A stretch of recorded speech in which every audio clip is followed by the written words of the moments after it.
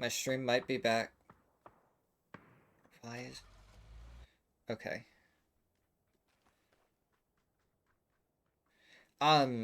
So what it is we get a clean feed. So Smirzera has a setup where the person that we're watching right now is the one streaming it to us through a clean feed. That way we don't have to do all the observer stuff ourselves, is what's happening. Fair enough. Otherwise, we'd have to...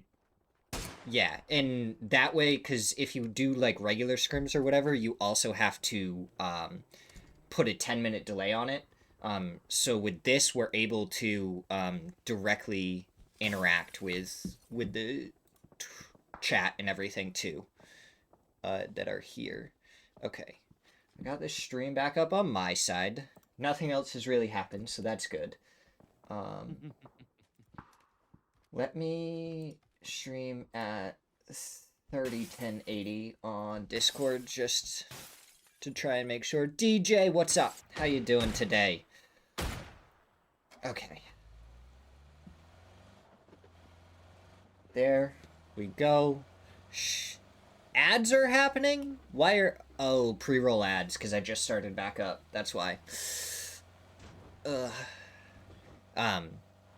Yeah. Okay. We should be back. Stream seems fine. I will pay attention to make sure it doesn't overload again. Okay. I love my feed though. AKA non-existent. I'm sorry. There's nothing coming through. Oh, there it is. Found it. Is it? Okay. Yeah, we're all good. We're all good. I don't know what it was. I think it might have just been because I was doing it on Discord as well at 60 frames and like 1440 or whatever. So 1080, 30 frames on Discord should be good enough for you to see everything that's happening. Tell me if it's not. Okay. I can see enough. I can see that Java's sitting on the edge of that circle, and right now, not needing to push forward. They could go for big landmarks if they wanted to, but right now they're sat on hills. They have oversight, and they can see into wind. They can see further around. So they've got sight lines, and why push when you don't need to? You play zone. Yes, okay, you can gain points, but the zone's in your favor, and all you have to do is push up when it slowly pushes in.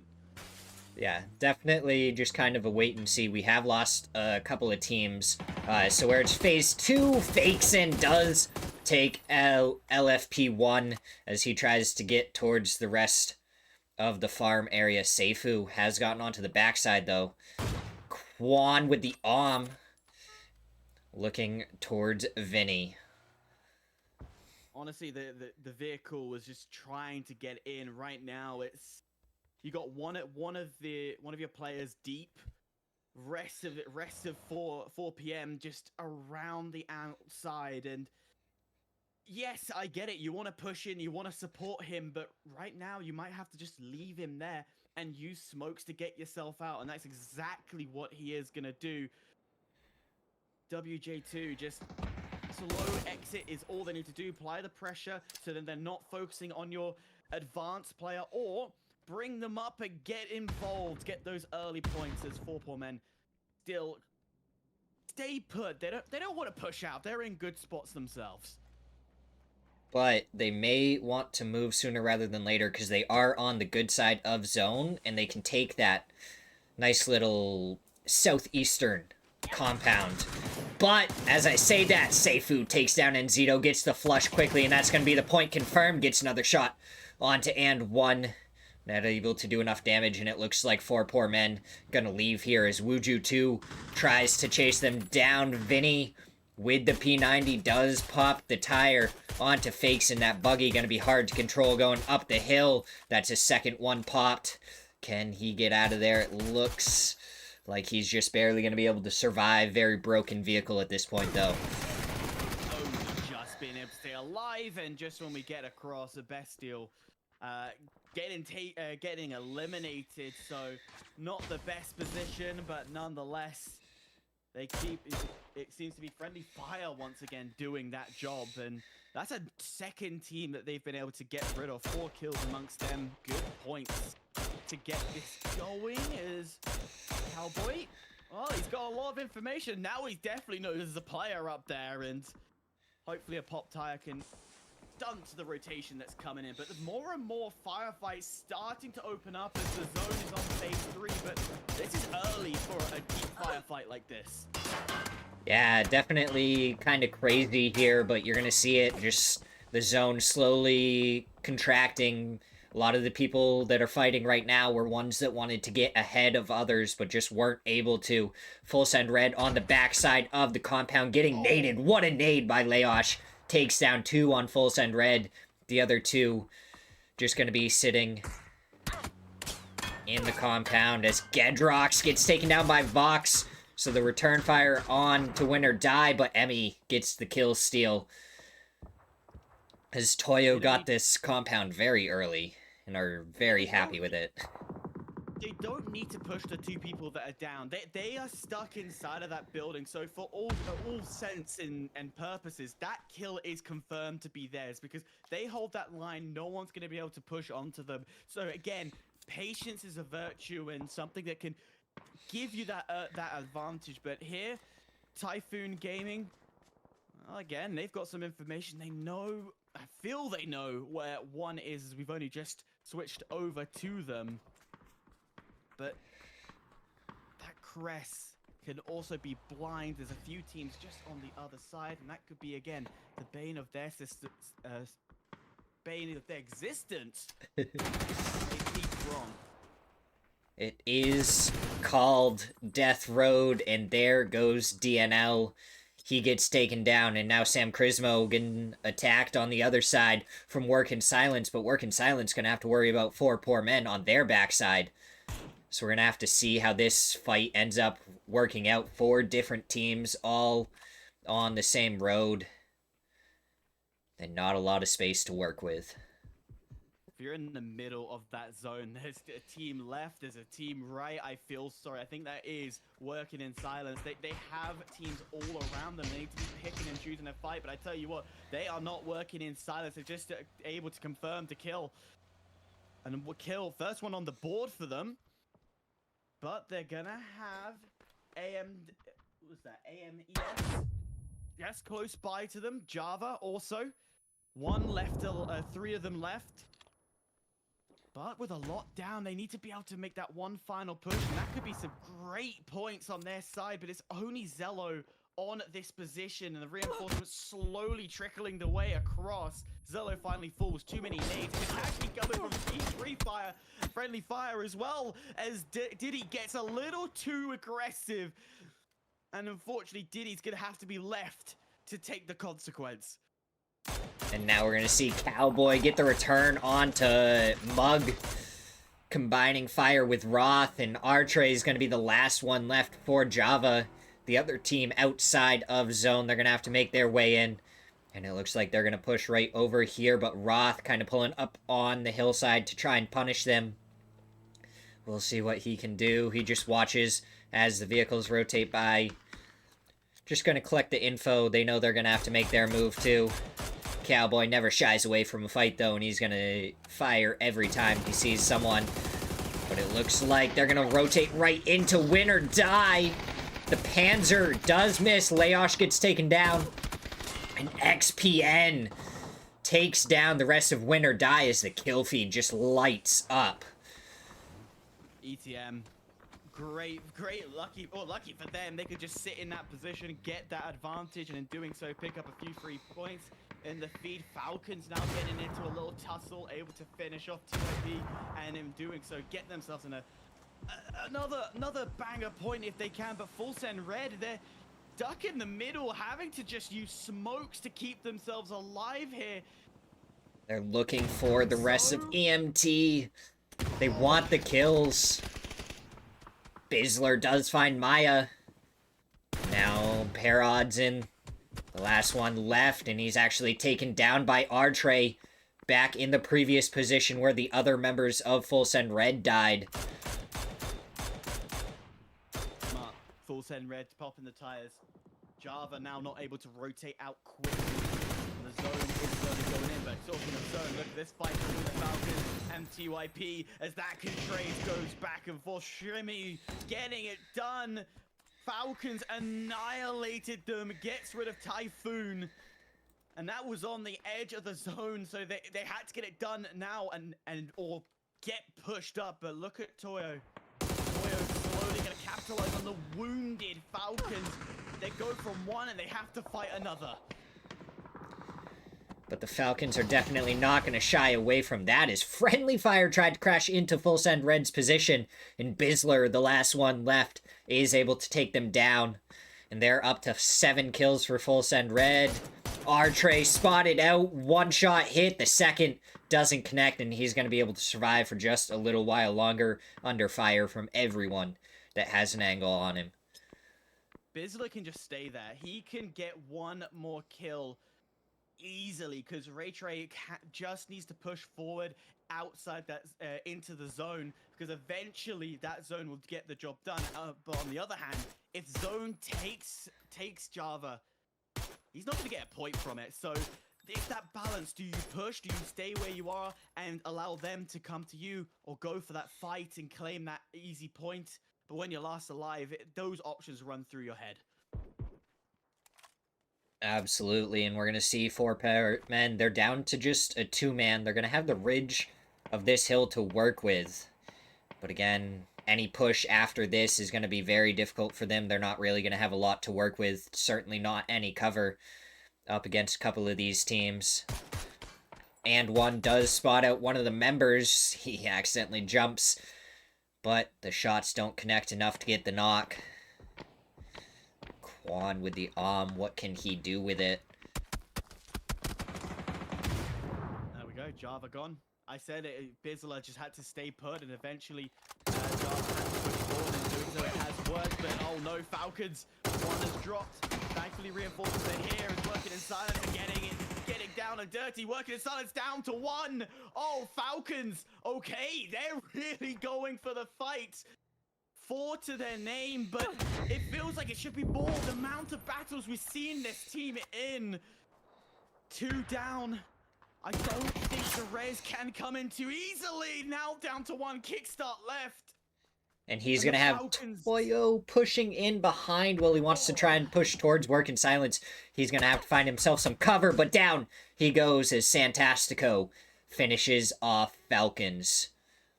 We are up into the placement points, top 5 right now, almost into our top 4. Well, top 5. Zone's going to nobody, realistically. It is slap bang in the middle. All the teams are fairly to the edge. The only team that has some players in there is the one we're watching, Ray Zava. But they don't want to be too forward because of the options that teams can flank them. So they're spreading themselves out, a couple in, a couple at the edge. Working in silence, also just on the fringes. And they've been powerful. 7 kills, 7 points to help them, but tagged away and caught out in the open. You don't want to lose another player at this point in the game. Absolutely not, especially if you're down to 2, but it's the 2 duos that are fighting each other, kind of taking each other out. Biel has the folding shield to try and give himself a little bit extra cover. So we're going to see Santastico does make it. But it looks like And1 is going to throw the nade up and over towards the shack. But it doesn't reach quite far enough, and it's not going to do any damage.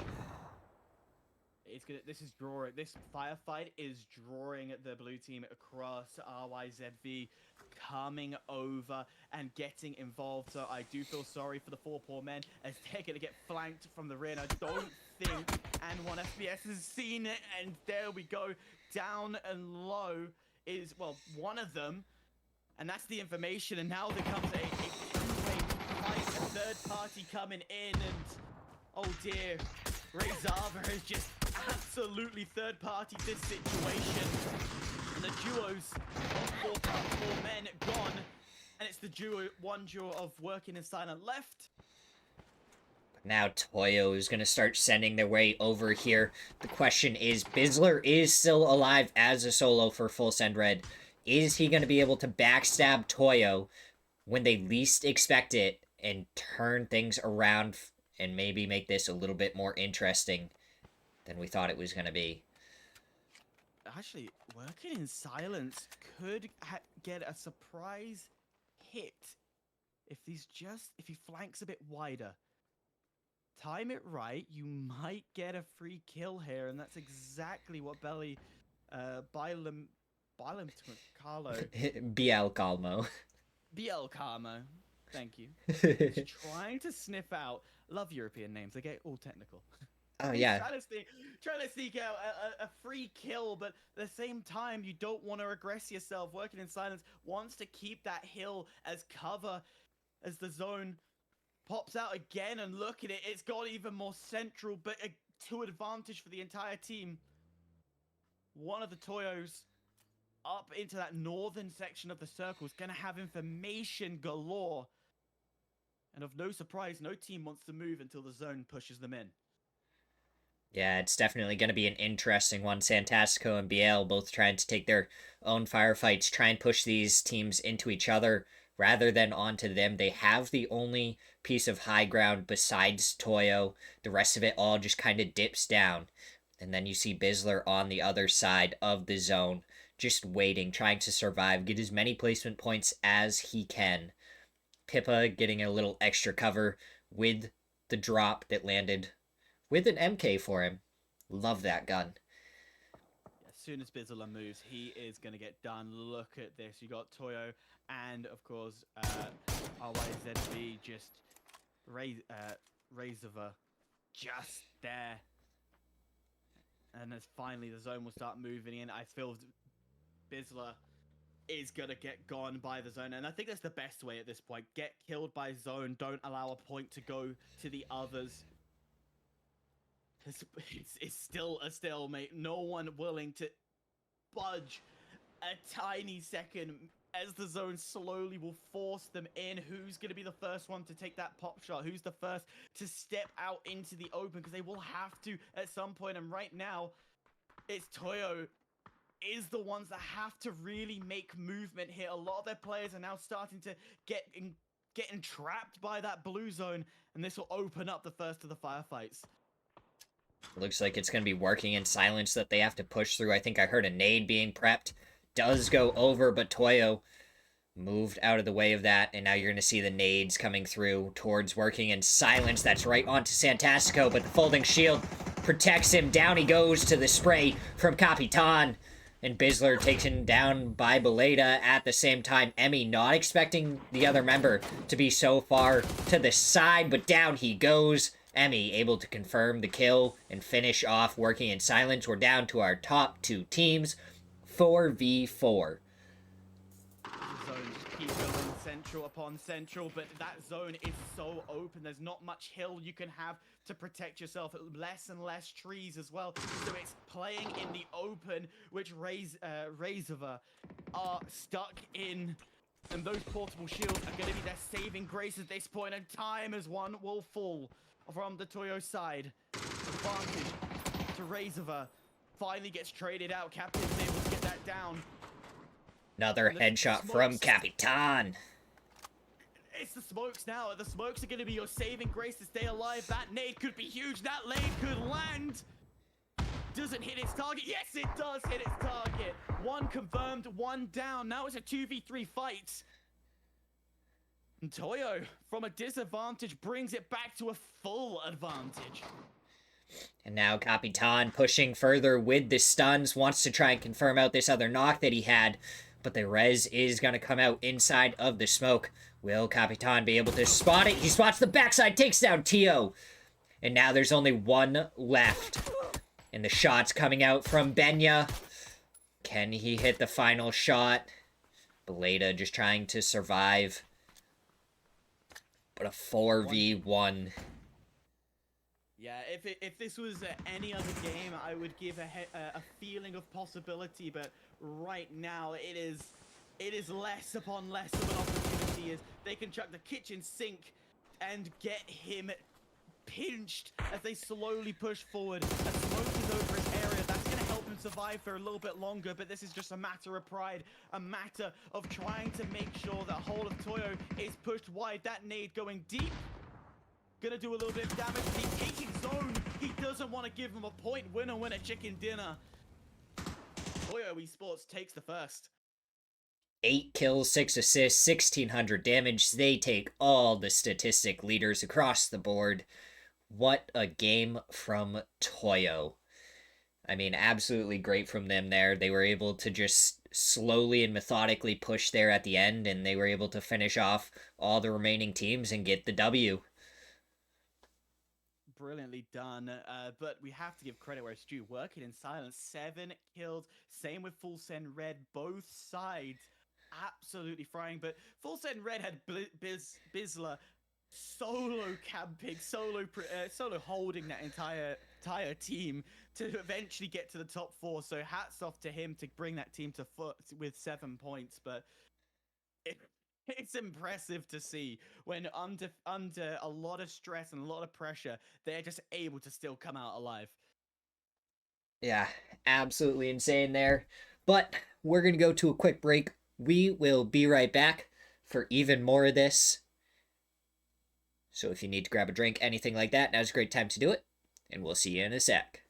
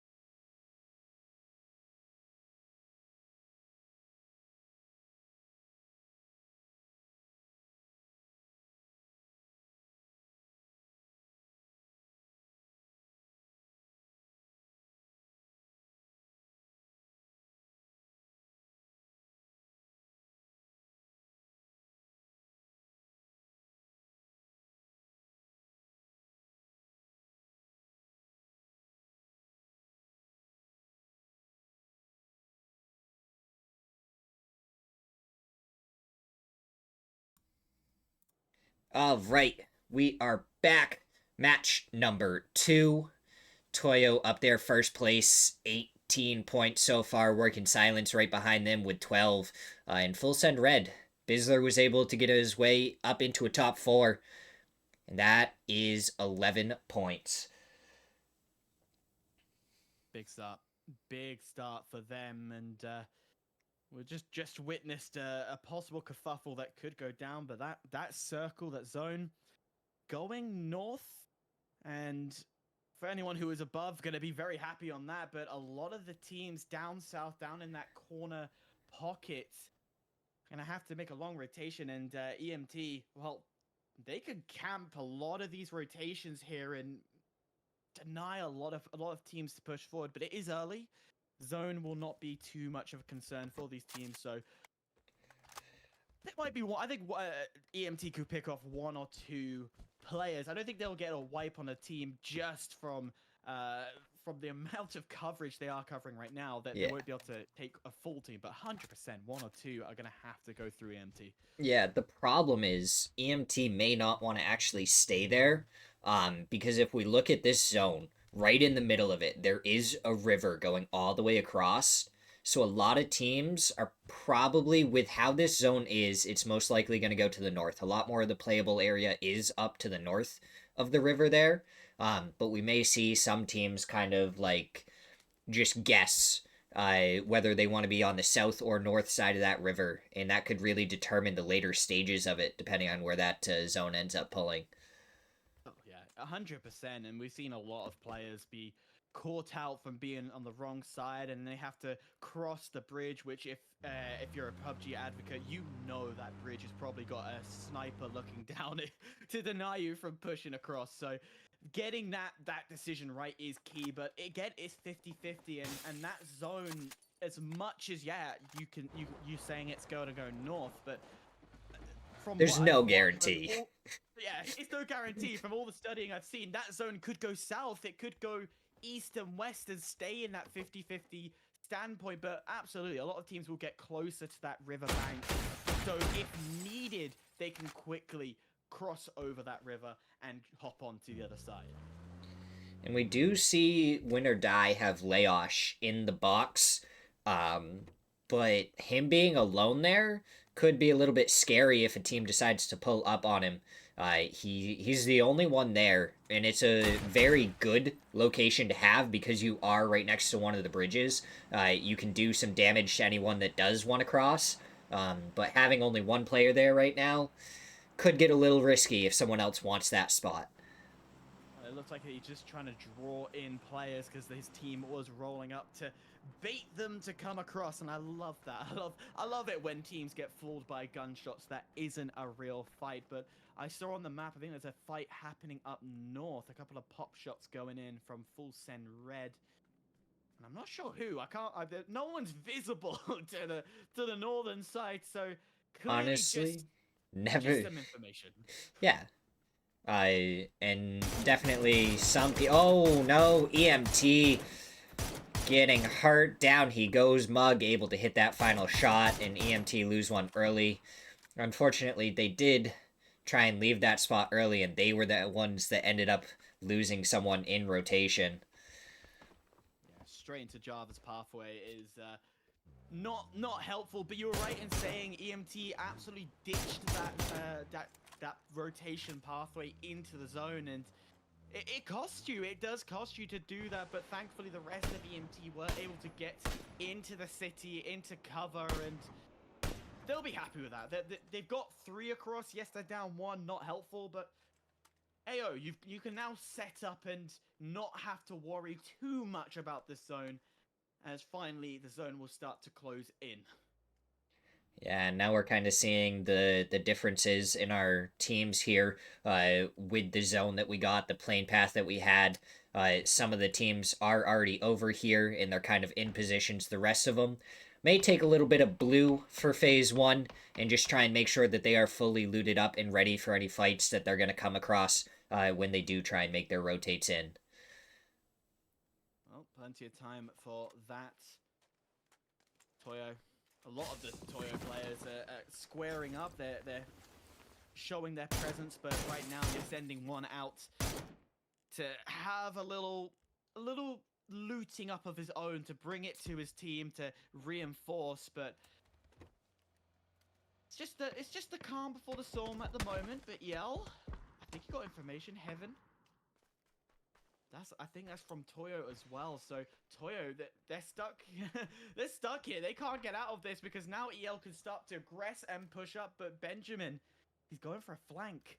He might be able to pick off one or two if he times this right. Now we're just gonna have to wait and see. They are in a good spot right now. The problem is if Benya gets caught out here, but no, he actually catches out Haven, and we might see the rest of Toyo try and make their push towards this, throwing a couple of smokes. They just have to be wary of the 3-stack. No one's in it right now, so they have a free push up onto this, and they can try and get right into El Proyecto's face and try and confirm the kill onto Haven, but it looks like Zakraken is going to be able to get the res off. Smirzera does make his way into the 3-stack to try and give his team some cover, but he's not going all the way up to the top yet. Still, they've pushed forward. That's all they need in this situation, is just to be a little bit closer, play, not have to rely on pure accuracy at distance. But only two have pushed forward and close. The third sitting a bit further away. And of no surprise, you don't. I wouldn't want to full send your whole team early into a firefight. Only send 1 or 2 and capture 1 or 2 kills. But Pippa is gonna get tagged down, and gotta keep an eye on those buildings. That's the one thing I keep losing to, is a building fight. Oh, switching of the guns and PUBG timing works for Toyo. Yeah, Capitan gonna be very happy about that one not going down to it, but Smirzera does spot him out, trying to go for the headshot.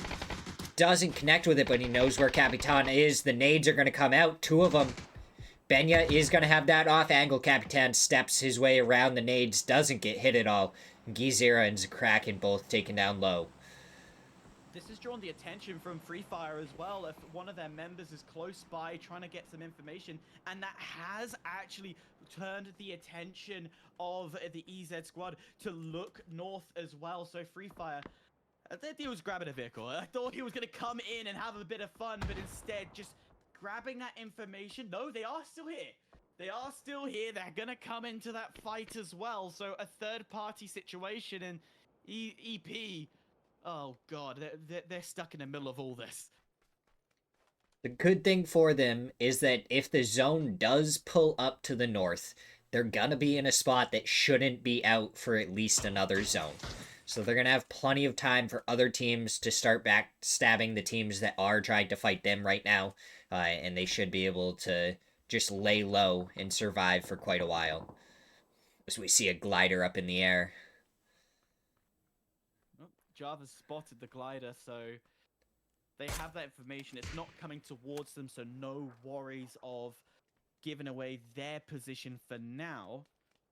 Meanwhile, up and having a hike, you can see Reze having, well, I would say king of the hill, but it looks to be Typhoon also on that hill, and it brings me back to memories of the 2018 PUBG Summit, where we had the grand finals, the final map, fighting over the hill, and Team Liquid are up top trying to keep themselves alive, but eventually fall as the rest of the teams crawled up there. But right now, I don't think we're going to have a hill fight. Typhoon are just in the zone, but they're so focused into the zone, I don't think they know that Reze is on this hill as well. Yeah, definitely should have heard that bolty shot, though. So it looks like Harak is slowly making his way over here. Gonna spot out, see if they are gonna be coming his way at all, and defend the top of this hill. But the zone shift that we got still stayed a little bit 50-50, a little bit north, compared to as Smirzera from El Proyecto ends up taking down one of the members of Fellas, and now friendly fire driving by. What a shot from Rello. Shinboy also going down, but Michael gets 2. I don't know if that's Friendly Fire who pushed into Fella or Fella joined into this fight because we knew that Friendly Fire was close by against Toyo and EZ. But having another team involved Fella into this battle might stir things up and could pressure. EP also now coming in for a drive-by.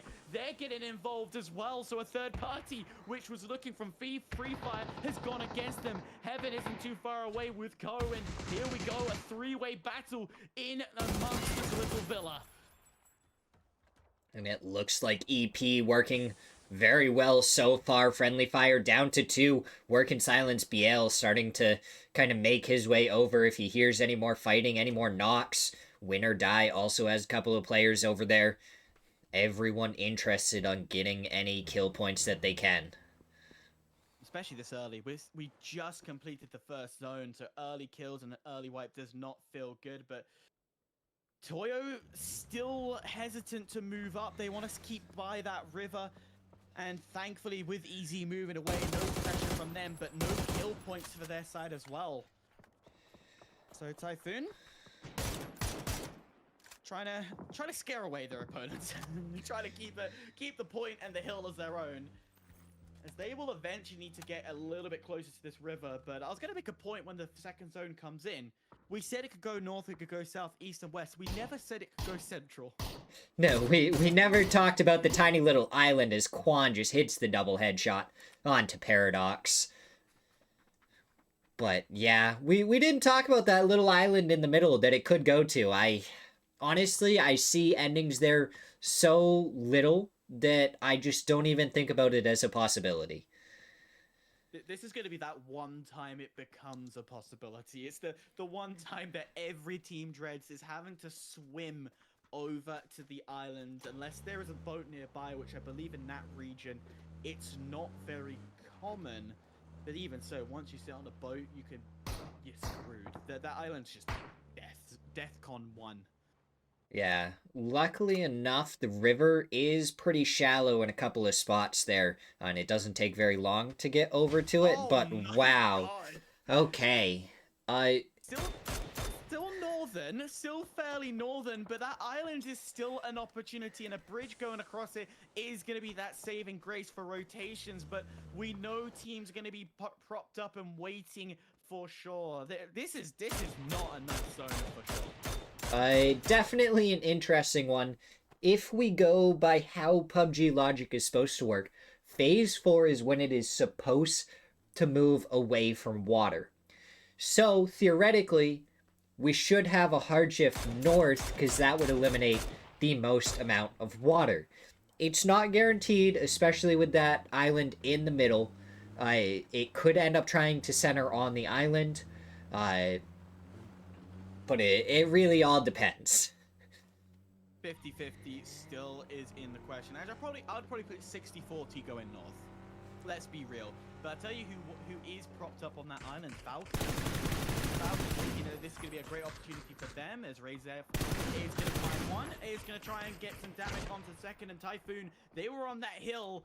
They had Razev behind them. And, well, they had a brief interaction with a bolt sniper going off. But now Razev, they're gonna start cleaning up and taking those fights towards them as, again, a third party from a distance might want to try and get involved as well. They were able to get their revenge. They lost one earlier. The shots coming out from Psycho, trying to hit the shots, get the knock.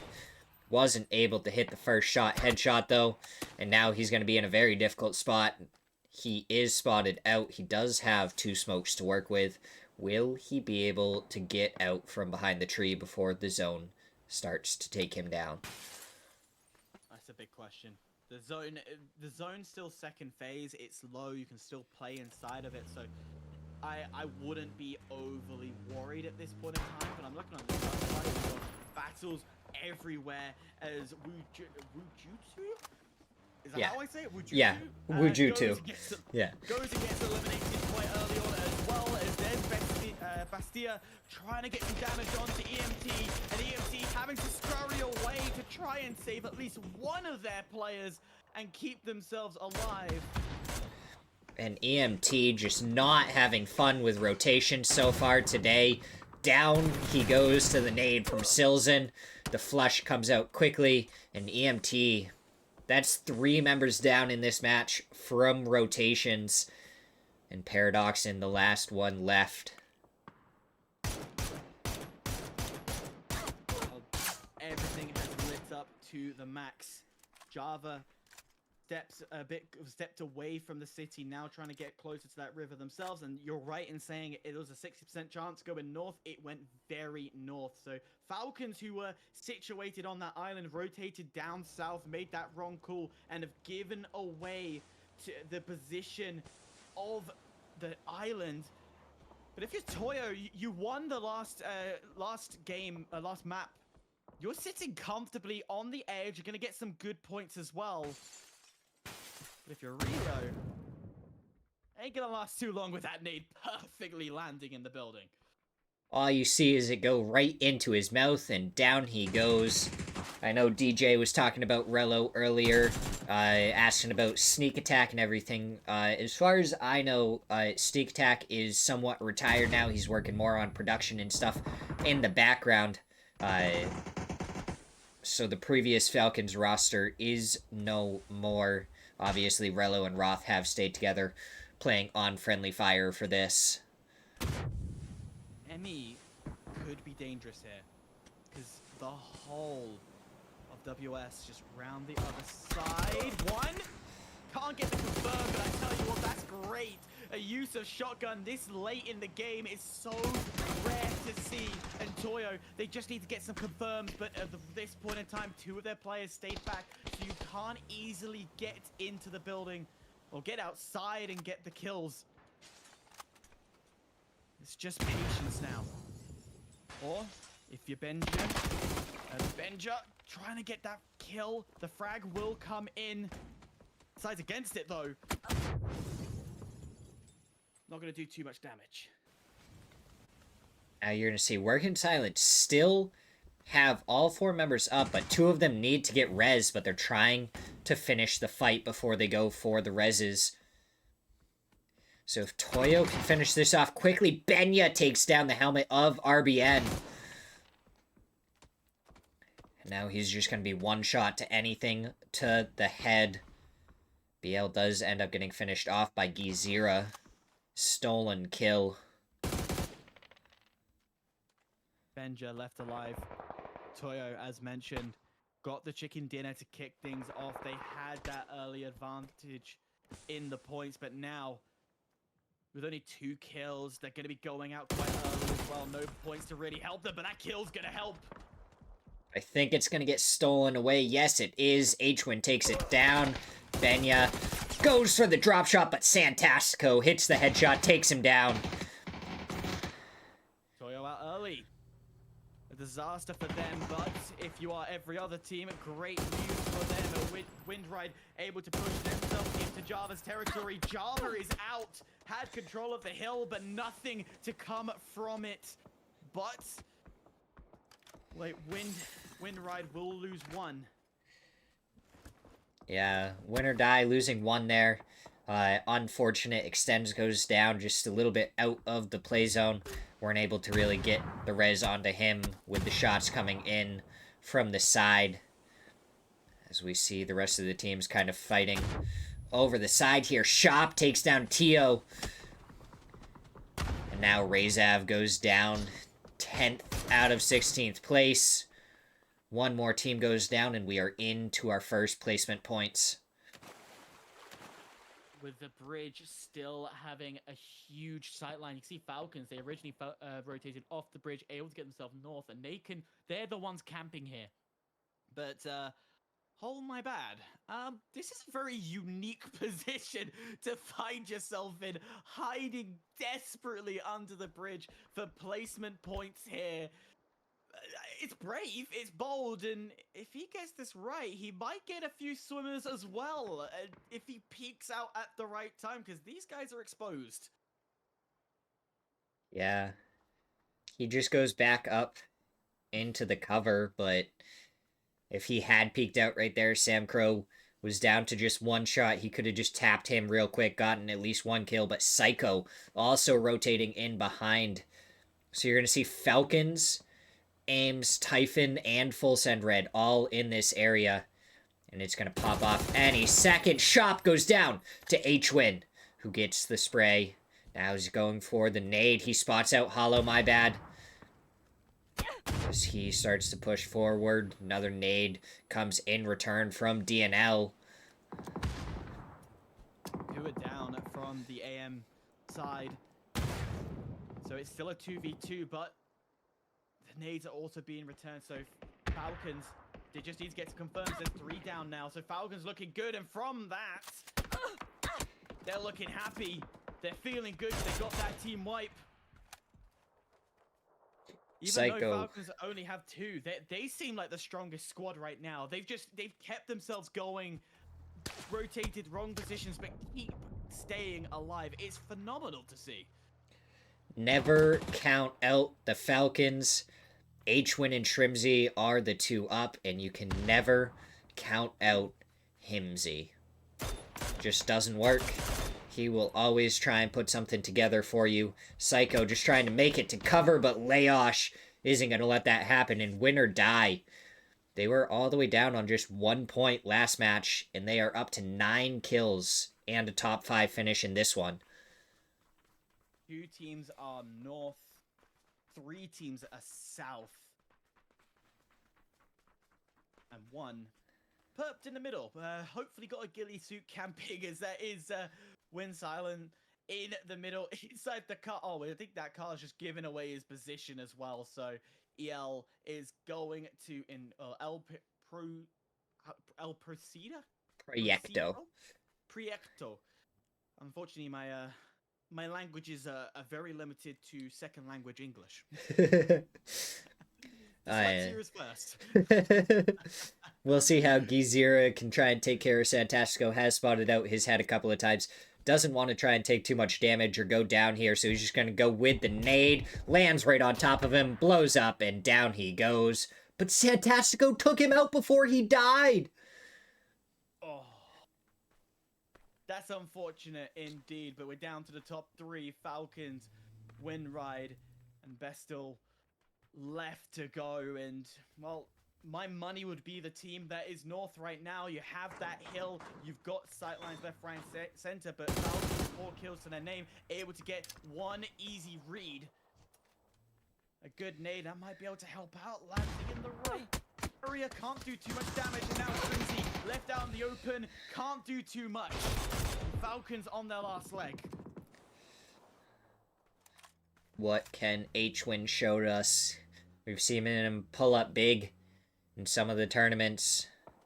But a 1v4 against Bestia certainly is going to be difficult. DraftKings has his number currently, and H-Win has nowhere to go.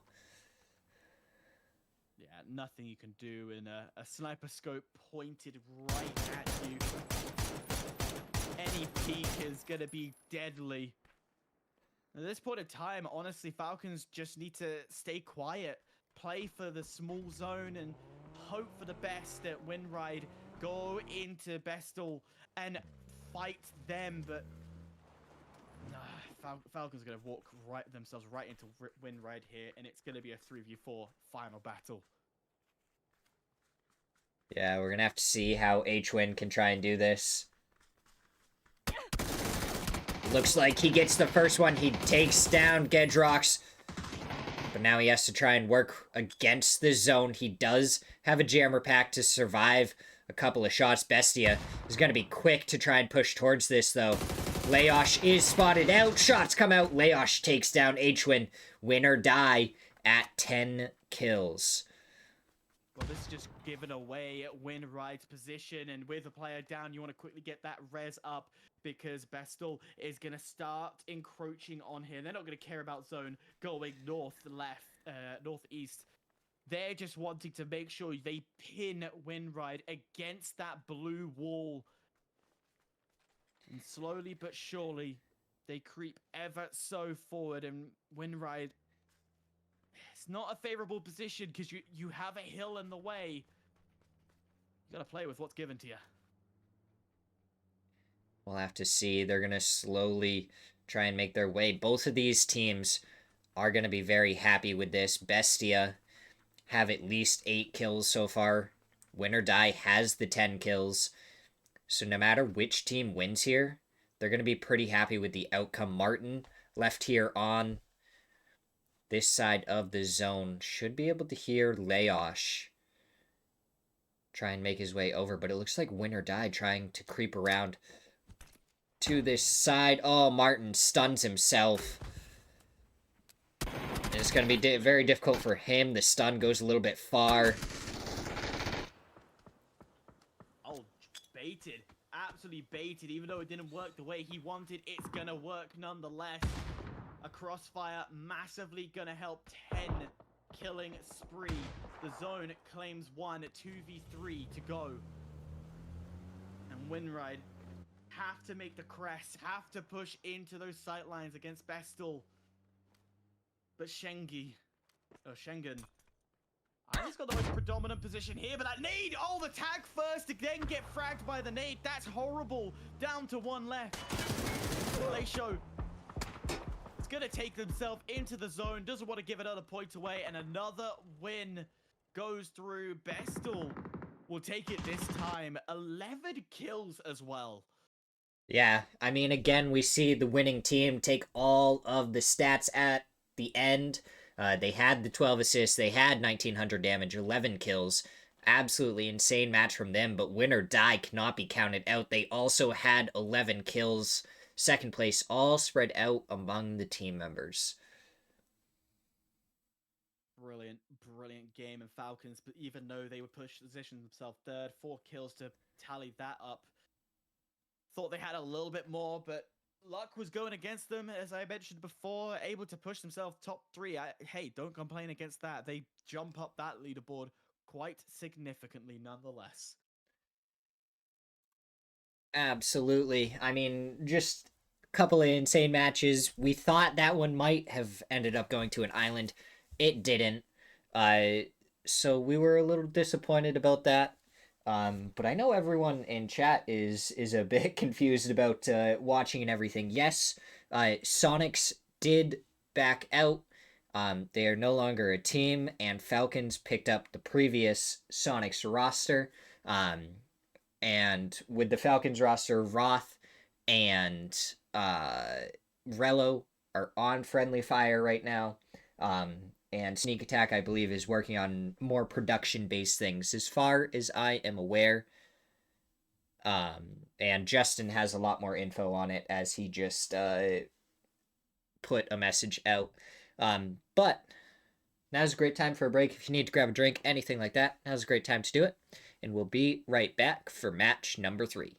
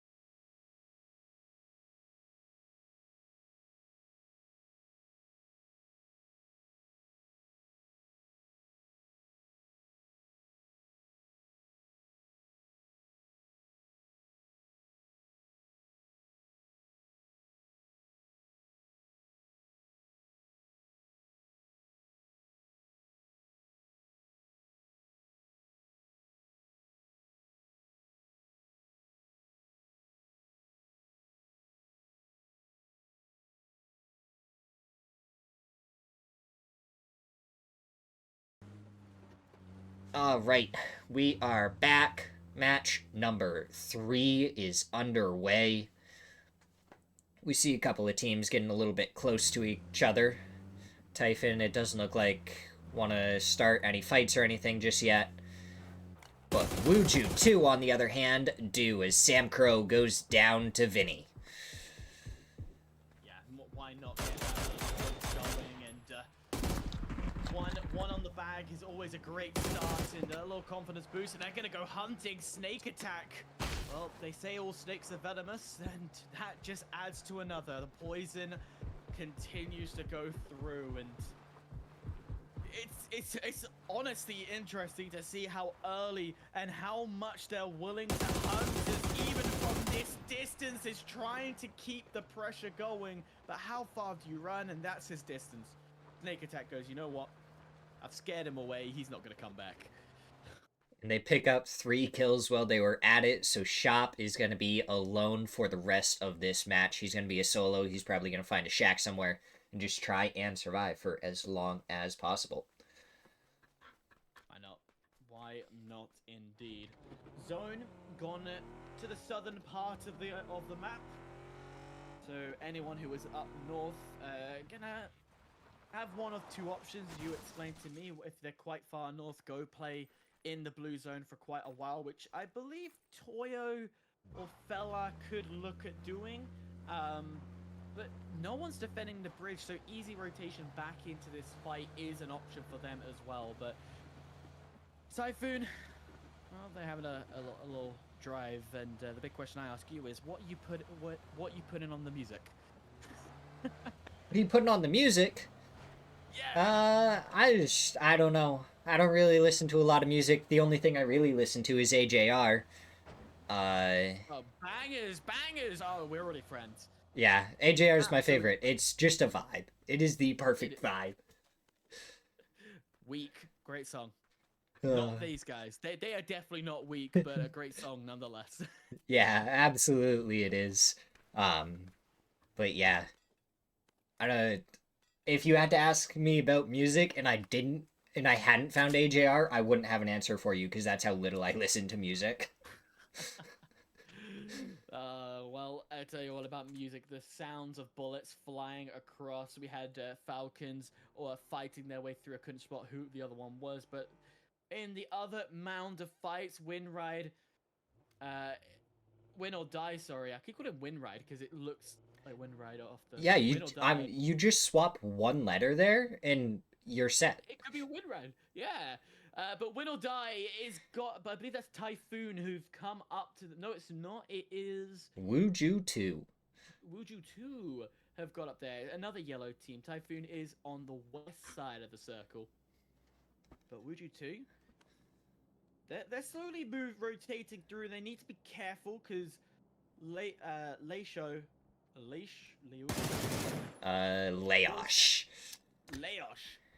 is gonna start opening fire. Nade gonna come out. You think that's gonna do too much of a damage? Yes, it will. Instead, the radius is enough to get that knock.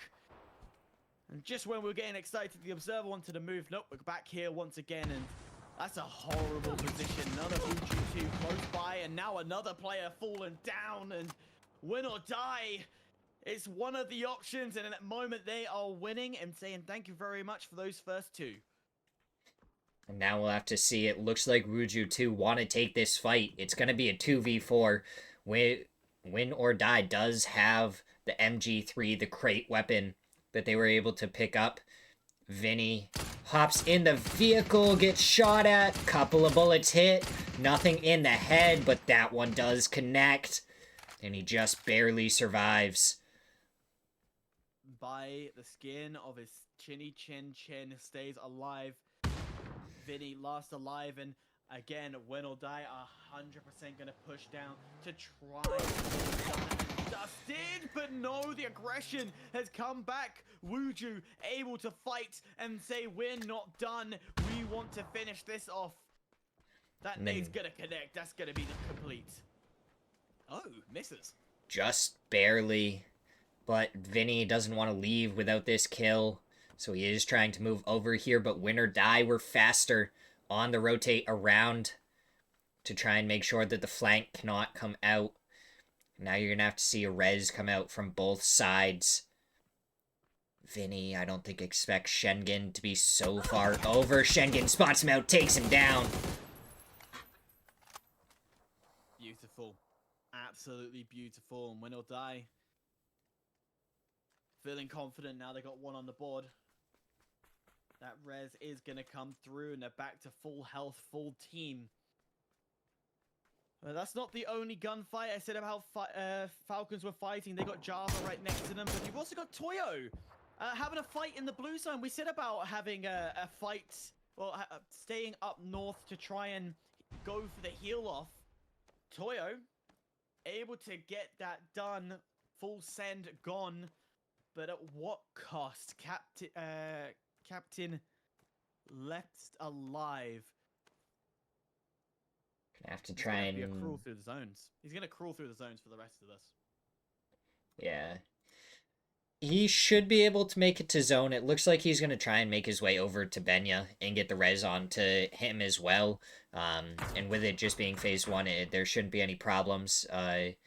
Should be able to get back up as a 2-man. It's just that the rotate in afterwards it may definitely take a little while. I see no reason why they won't just sit there, loot some of the boxes and everything for all the extra meds, and come in closer to maybe phase 3.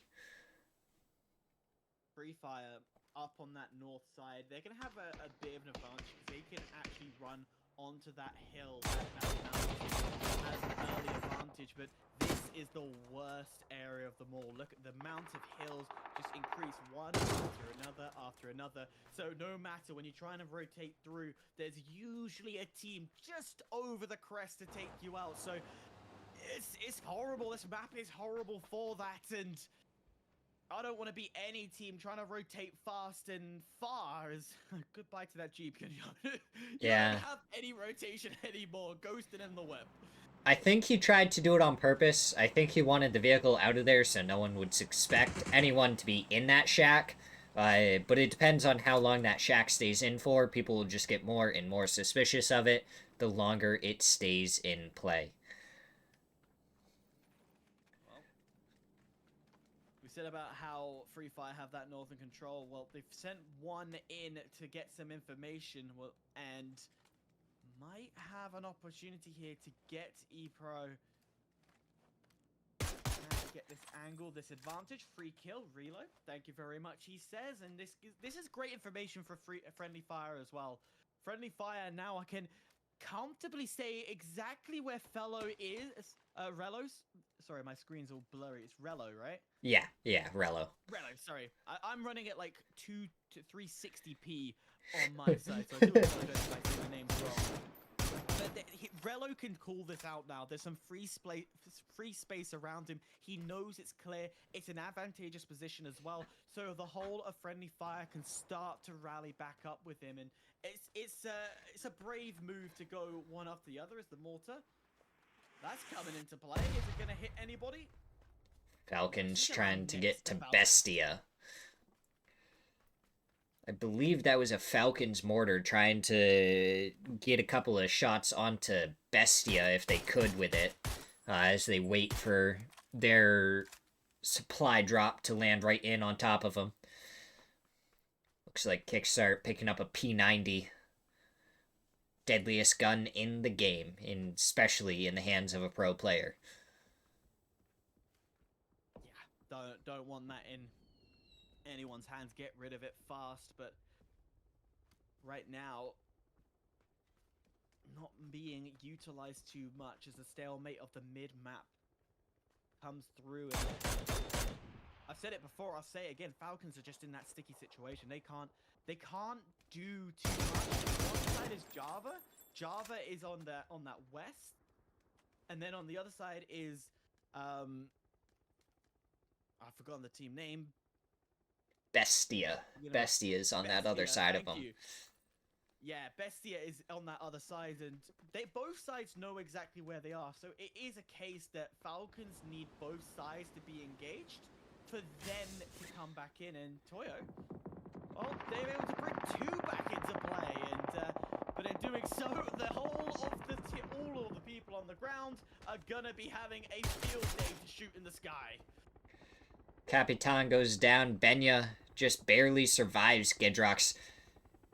Trying to spot him out between the trees. Just barely can't get the angle onto him. Now we see the smoke start to bloom. Benya just going to try and get the heal. It looks like he is going to be able to get that heal off and survive for a little while longer. Win or die, they've been quite quiet. They had their initial engagement against this team that they're looking at. It was a trade back and forth. No one necessarily won off that, as Win or Die have their full squad. But nothing coming of it. The vehicle's being left out in the open. And it looks like... It's nice to have some peace and quiet. Yeah. Yeah, I mean... Soldastico? Sold, able to get the knock there. Long range. But yeah, it's nice and quiet right now. A lot of the teams kind of just rotating in, keeping their spacing. Not worrying too much. Toyo took the E-pick up to get into zone. Capitan gets shot out of the air. So now you just have Benya left alive. It looks like he's actually going to try and mess it with Sold, and down goes Soldastico. Flush going to come out with the nade. And Benya going to be up to 5 kills. He has all 5 for Toyo in this one.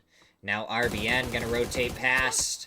Benya tries to get the shots, but now he's getting shot in the back by Schengen. And Win or Die probably not going to let him get back into the zone. Now we see EMT and Work in Silence pull up on each other.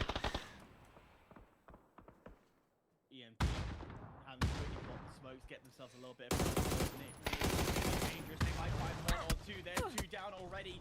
Not by the nades, but by the org instead.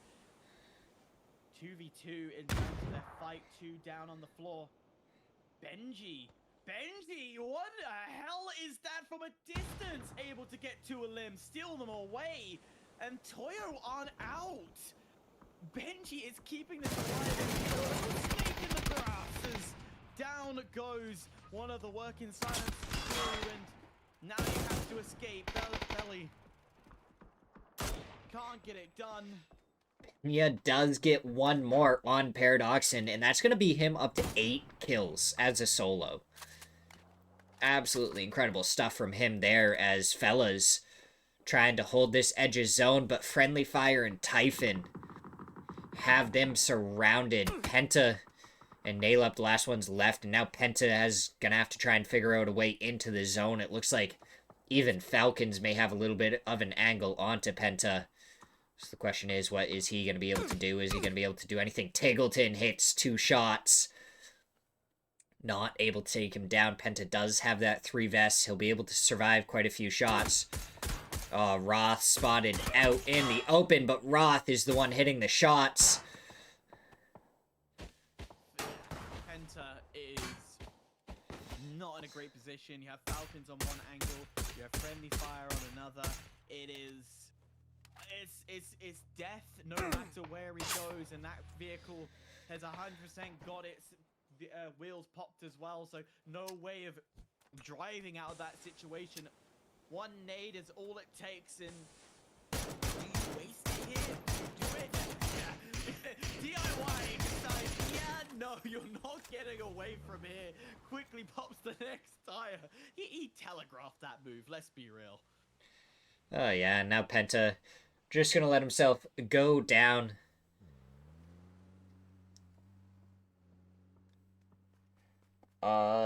Rossler, I have no idea what the servers are on. I do not know if they are SANA or if they're swapping back and forth every match. I know that's how they were doing it before. But this is also a league being held by Smirzera. So it may be South American. I'm not entirely sure. Kickstart got a kill with the mortar.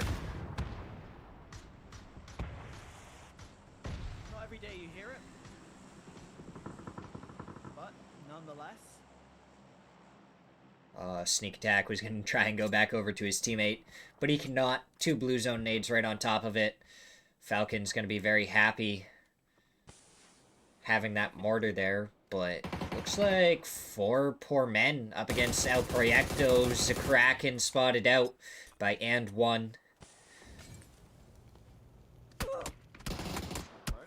Gonna take out one and FPS. And one is just not in a great position. Has to find any form of cover. Won't be too long before he gets taken out because not much you can do. But Falcons are being blessed with zone. They are right in the middle. They have a mortar. They could have fun with it. But the counter problem here is they're in the middle and everybody will be looking. And Kraken and 1 just have their isolated 1v1. Who's going to be able to hit the shots? Who's going to get the kill? Kraken does have the lead in health currently, but Bestia making their way over are going to try and finish this off. Are they going to clear the shack where Shap is at? This is the question. They blow open the door. I'm sure a nade is to follow. It doesn't go inside the building, but Kalinix goes down to shop, but the nade from DraftKing takes him down, and Kraken follows shortly after as Silzen takes him out. Now there's only one more solo left on that side. They keep on pushing, and they'll be able to finish that off too. 4 poor men. The last of the last to try and keep themselves alive. And the 5 as well. Not all too long, but here comes Razaf versus Java, and this is huge for Razaf.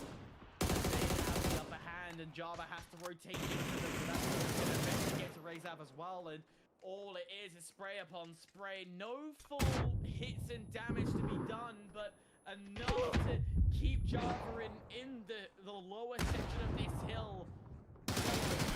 Any information gets taken down, and that's the first of the knocks. And this is a disastrous situation for Java. They're fighting an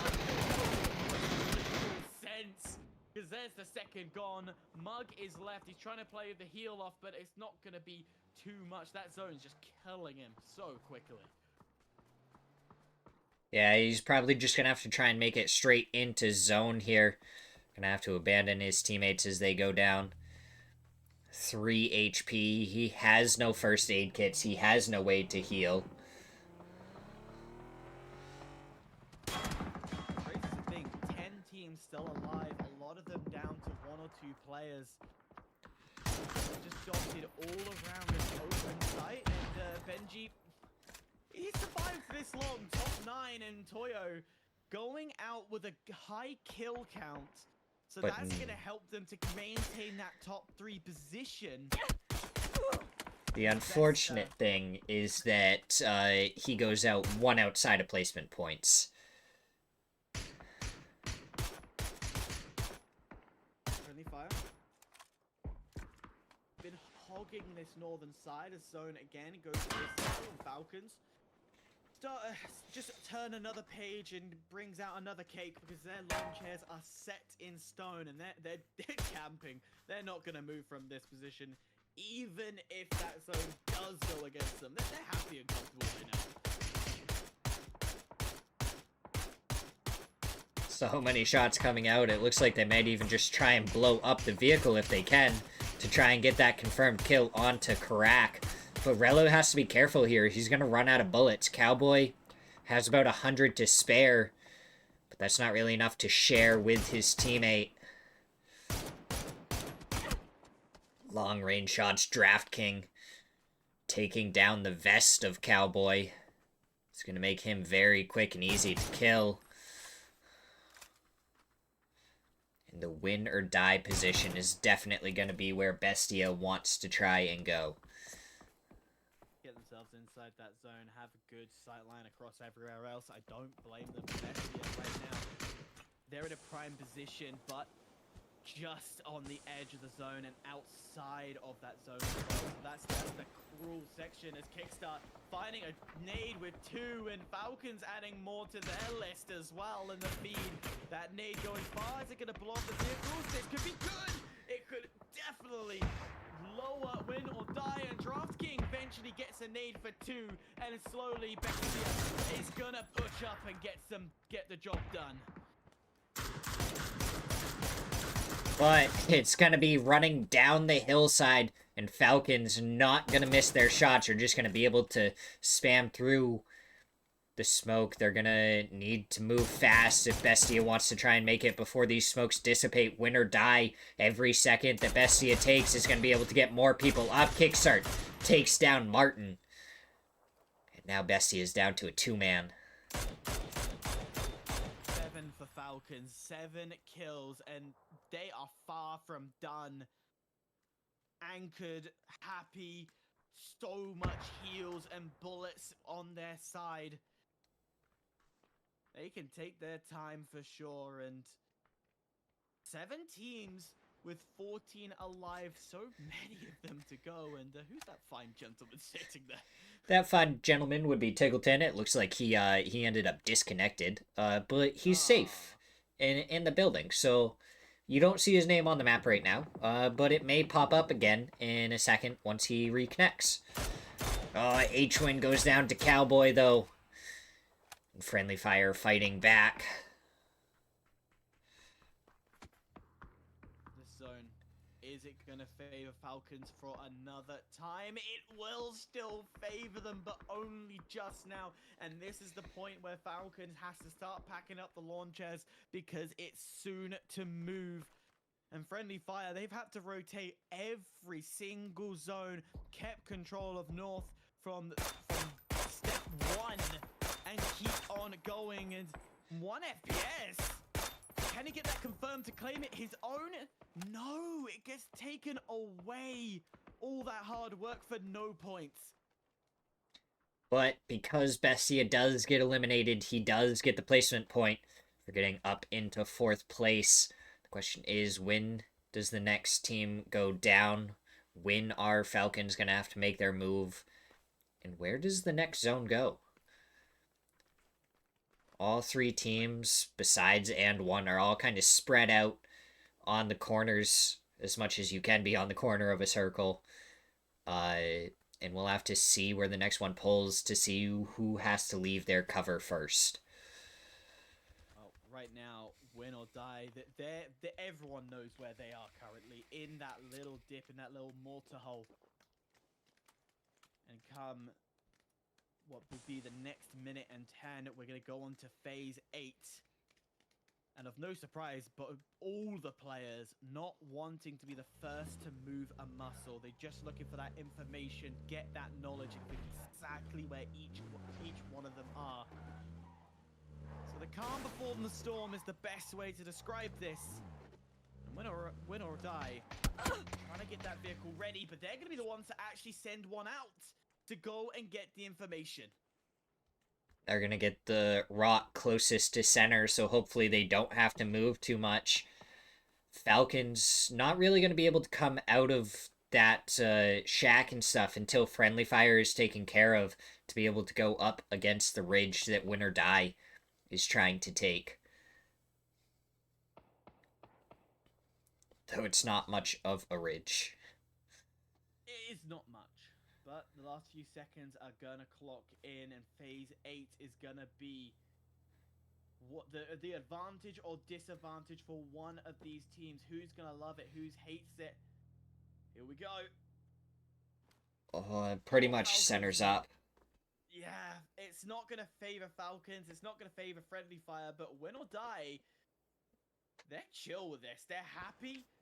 They've got one just a bit further out to hide behind that mound. It is a millimeter of a mound. I don't think Cowboy and Relo are in enough. They're just on the edge. Yeah, they will have to make their move. Falcons can kind of be on the very, very edge of the compound.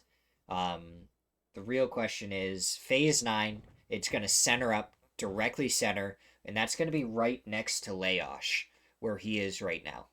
It's going to be Cowboy almost. has a Cowboy's a sightline on kickstart. If he pops up, the moment he's trying to rotate using that small mound to his advantage, but if he pops up now, kickstart, oh, he's just rotated out, might be in trouble. But kickstart's playing really risky. He's on the floor trying to crawl up to Leosh. And this is going to be interesting because Reload could get a sightline now.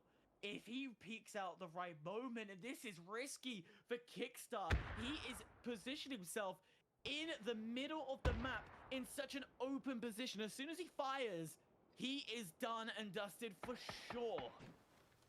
Cowboy ends up taking down H-Win, so now Shrimzy, the only anchor player left for Falcons.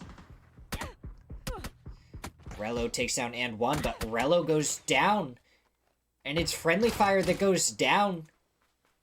So now you're going to have Falcons up against Win or Die. It is going to be a 2v3 right now until the res comes out onto H-Win, because Tiggleton is unfortunately disconnected, so Falcons don't actually have 4 up. It is a 3v3.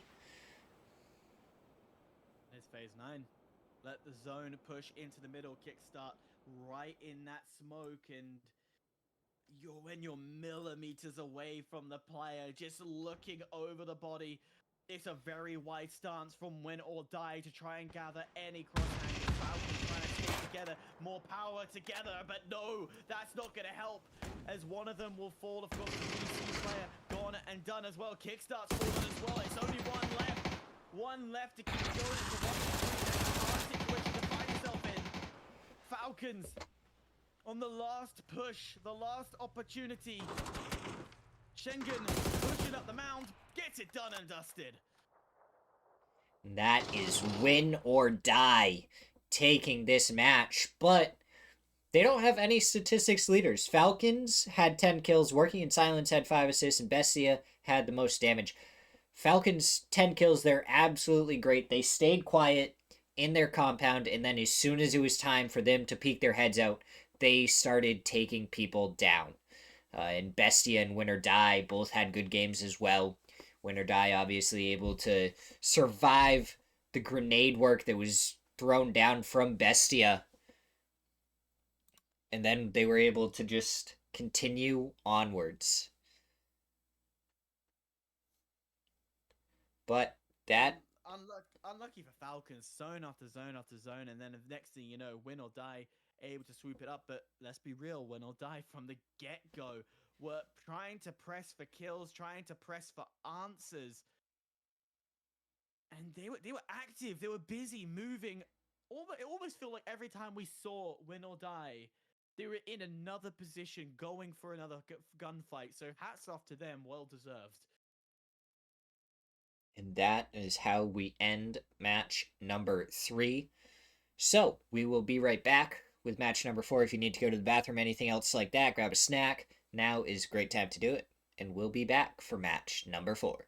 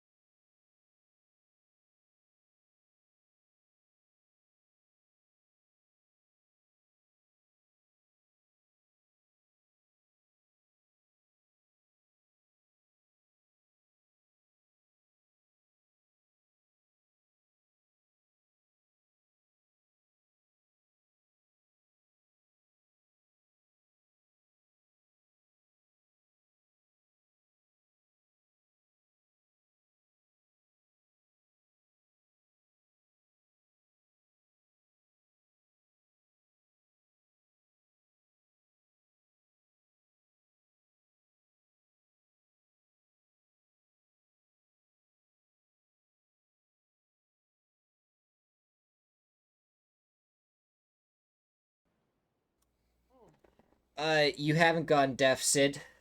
We are back now. I just had things muted because I don't have things set up properly on the back end for the production side of it. Uh, some of this was a little bit last second. I didn't really prepare enough for having Hyperactive here with me today, but we've been making it work. It's been pretty fun so far. Now we get to As long as everyone's entertained, that's the main thing. yeah, absolutely. So now we're getting right into match number 4. Before we hop on to our Miramar matches for today.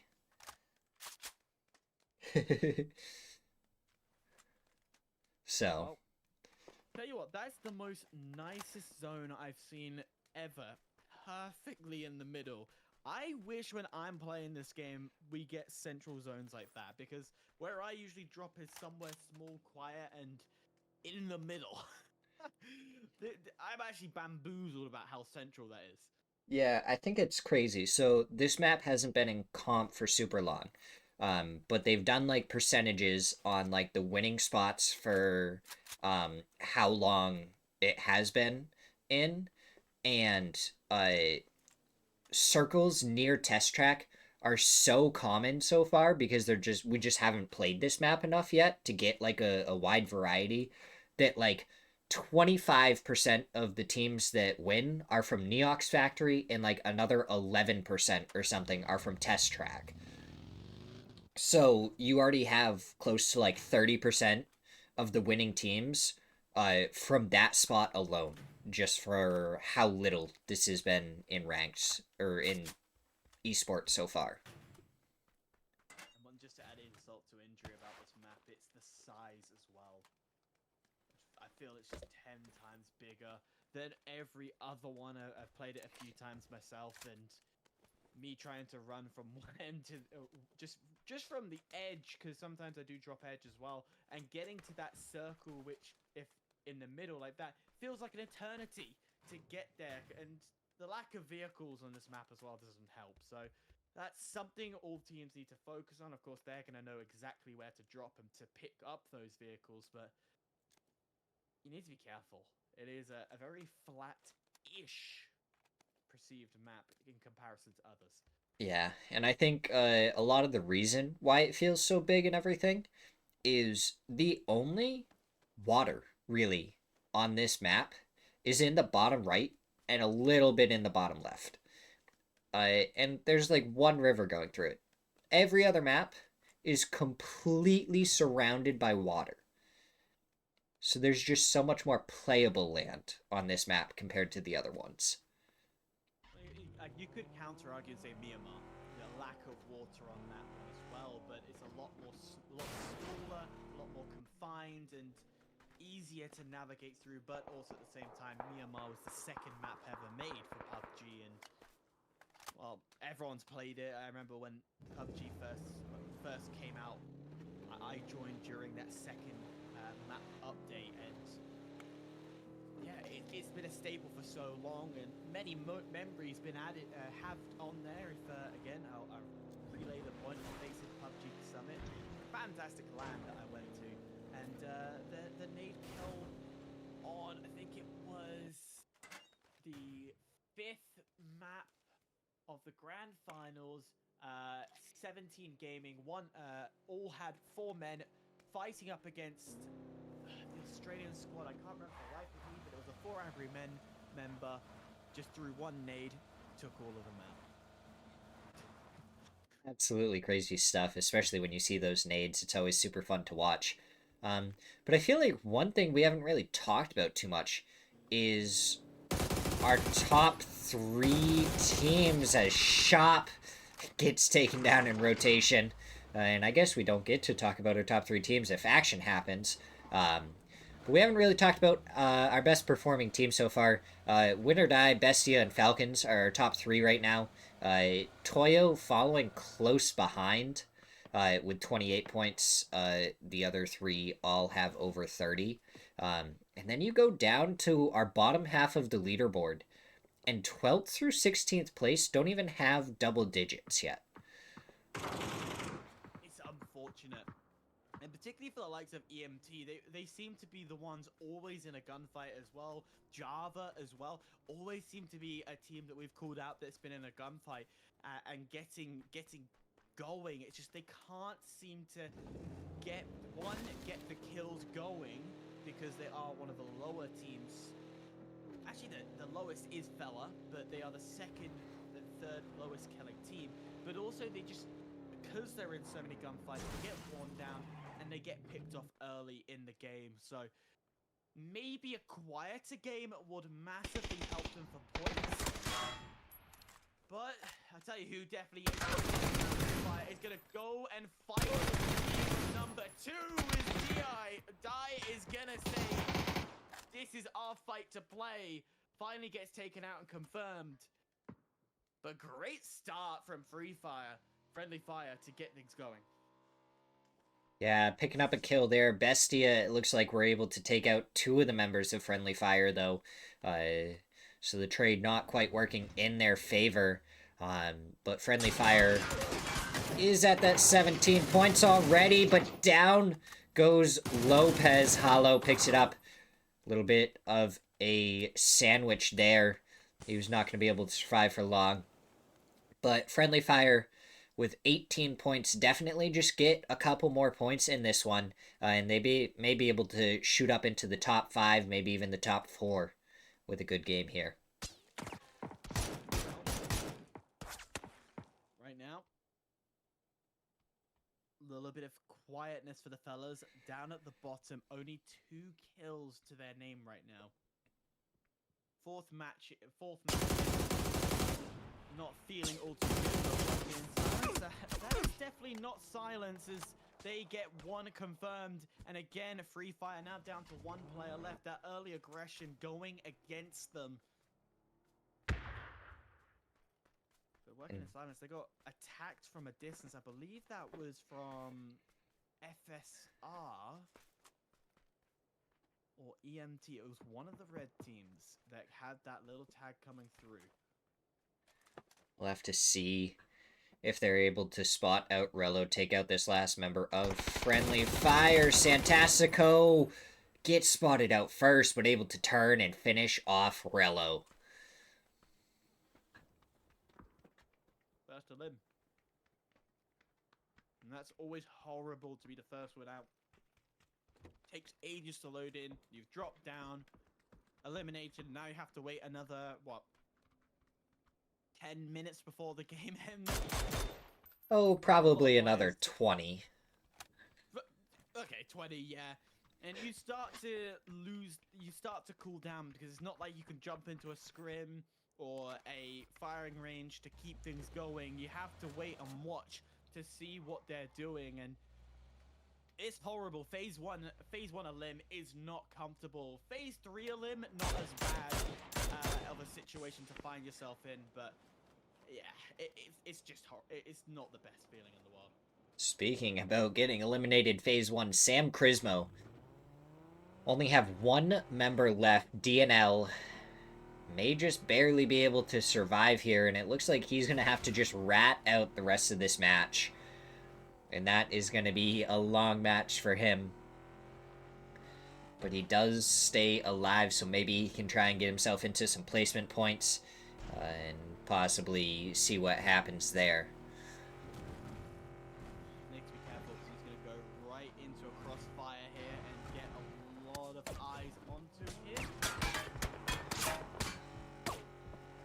Actually able to survive that quite nicely. I genuinely was concerned that EP El Pro really getting some damage done, but there's one more player dodge around him, and Safe Haven is looking to be ahead as Win or Lose is rotating in front of them, so not necessarily a gunfight that could come off, but Win or Die, sorry. They've spotted him. It looks like they're going to go hunting. Yeah, DNL definitely just trying to do whatever he can to find a spot to survive. But it's not looking great for them.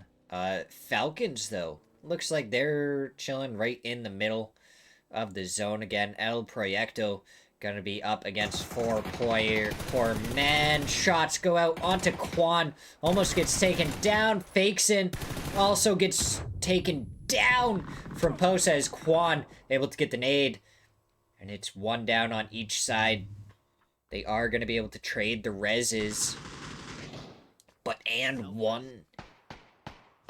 Self-res on Posa. He might be able to get... Yeah, self-res on himself. There is a pack that you can pick up, and that is a lifesaver to have on this map, and that brings it back to a 3-3, I believe. No, a 3-2, as two of them are down. Oh, one of the four poor men is down to a 7 health. The confirm will go through. There's another knock, one to go, and that's going to be a team wipe. No, it looks like they are still up. Quan takes down Posa. Now Quan gonna go for the Molotov in towards the members of El Proyecto. We're gonna see some stuns going across. Quan gets the hip fire, gets a couple of shots, gets taken down by Smirzera. And one up against Smirzera, 1v1, and one winning it so far. Spotted out Smirzera. It looks like he's going to try and push forward, finish him off. He has the stun grenade. Stun goes out. Pre-fire. Who wins the fight? And one is able to take him down. Oh, wow. 4 poor men and FPS. If in doubt, pull the trigger till you run out of bullets, change to your other weapon, and keep the trigger going. Love to see it, and I don't blame him. It worked, and they're going to be happy with that. But once again, I spoke about it earlier, Java being a team that gets into fights. They're in another one once again. Two of them, well, one down, one got very low before we switched over, and this is not looking good for them. Java, again, in a horrible position, and that nade. Perfect, and fellas, again, still not in placement position, and no kills from them. It looks like they're going to be held outside of zone as well. Going to be very difficult. You just see Full Send Red holding the ridge side. Bizzler up against Shinboy. Michael still very deep in the blue zone. Maybe able to get a flank angle onto Hollow in a second. Shinboy takes down Bizzler. Hollow is going to get over here, but he's probably going to get spotted out. Shinboy hitting the shots. Michael called out the footsteps.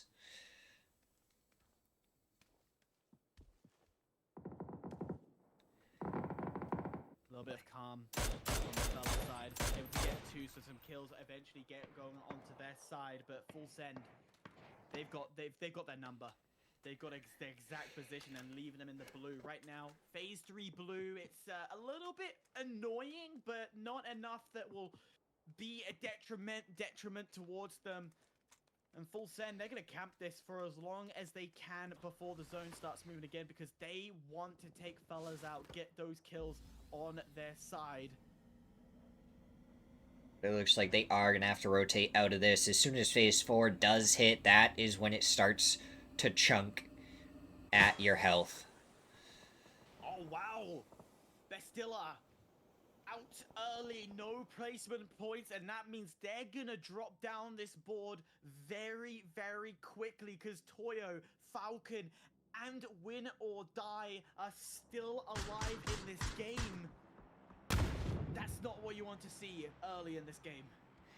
No, and especially Toyo, maybe even work in silence. They've been having a couple of good games. If they can put a really good one together here, then they can catch right up into the top 5 fight for those top 3 spots. 4 poor men. He's gonna have to go up against EMT. 4 poor men. They've been. I can't really say they are poor men in the way of poor men. They may be poor financially, but definitely not in a great position, because they've been winning their fights. They've been getting involved. 4 kills to their name, nonetheless. And FPS, gonna give all that information, all that walking, the footsteps. You can hear from 50 meters away when sprinting, which is mostly what these guys are doing when they're jiggle peeking amongst these buildings. And being that close is just clear as daylight. So FPS is going to give that information over in that compound. But zone, 15 seconds away. Where are we looking? Predictions, north, east, south. What are we going to have? We're looking at Bizzler taking down NCLS right now.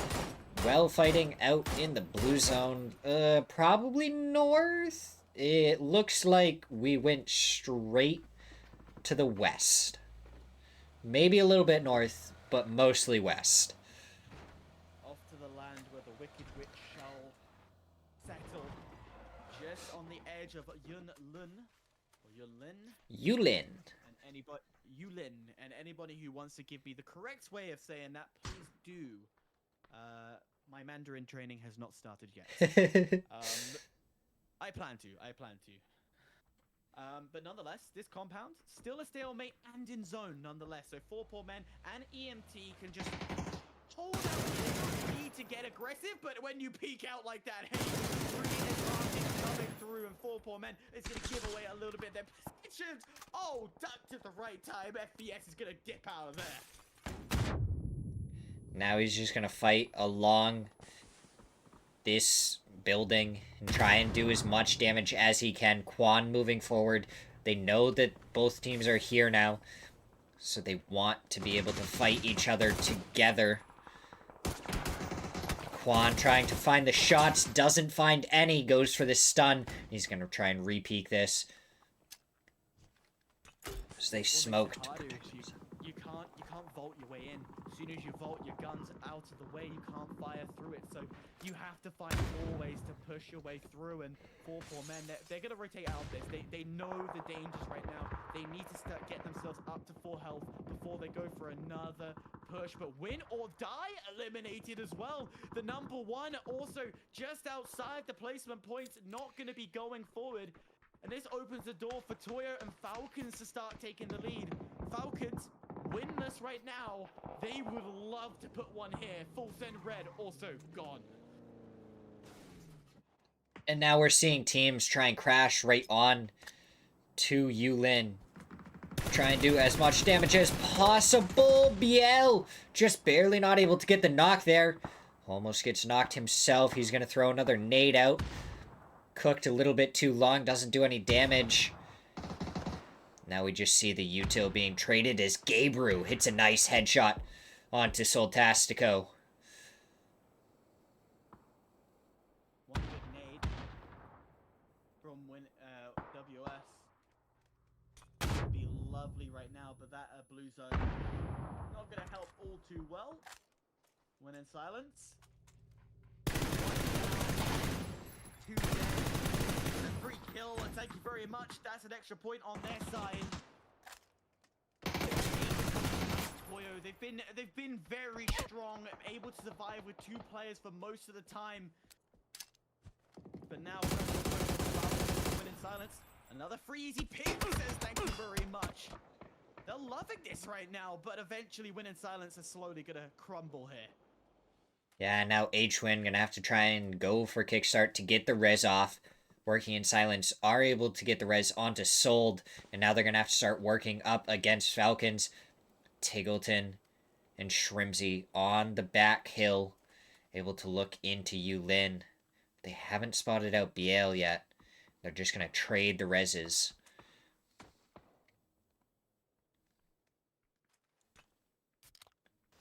Toyo, this time round has a nice little comfortable position, happy with where they are. What's the bet? Hence pitch this time, or is it still just lawn chairs lounging around waiting for people to come in? But nonetheless, Falcons not happy with this current position. On the edge of the zone, they know Win in Silence is just in the background. Nade, double chow to go in. Not gonna find its mark. Falcons, another one to the floor. Shrimsy hits a quick headshot onto Santastico to prevent anyone pushing over, though. Now Falcons fully pulling up onto Working in Silence, but if they keep on fighting on the edge of Yulin, eventually they're going to be pushed into Toyo. Now we see Biel where he was earlier. He's already warmed up on this spot from the previous fight. Will he be able to line up the headshots again? and take out Falcons. Anything and everything just to keep this going for both sides. Win in silence wants to just stay alive. Falcons need to push themselves up because they're the one deepest in this blue, well, not in the blue zone just yet, but in the danger of blue zone. Theo finds one. Thank you very much. That's going to be a handy advantage. More smokes popping up. They're creating this barrier between the two. Looking further up where Toyo's positioned. This is a matter of can you get all 4 points on your side and then turn to engage on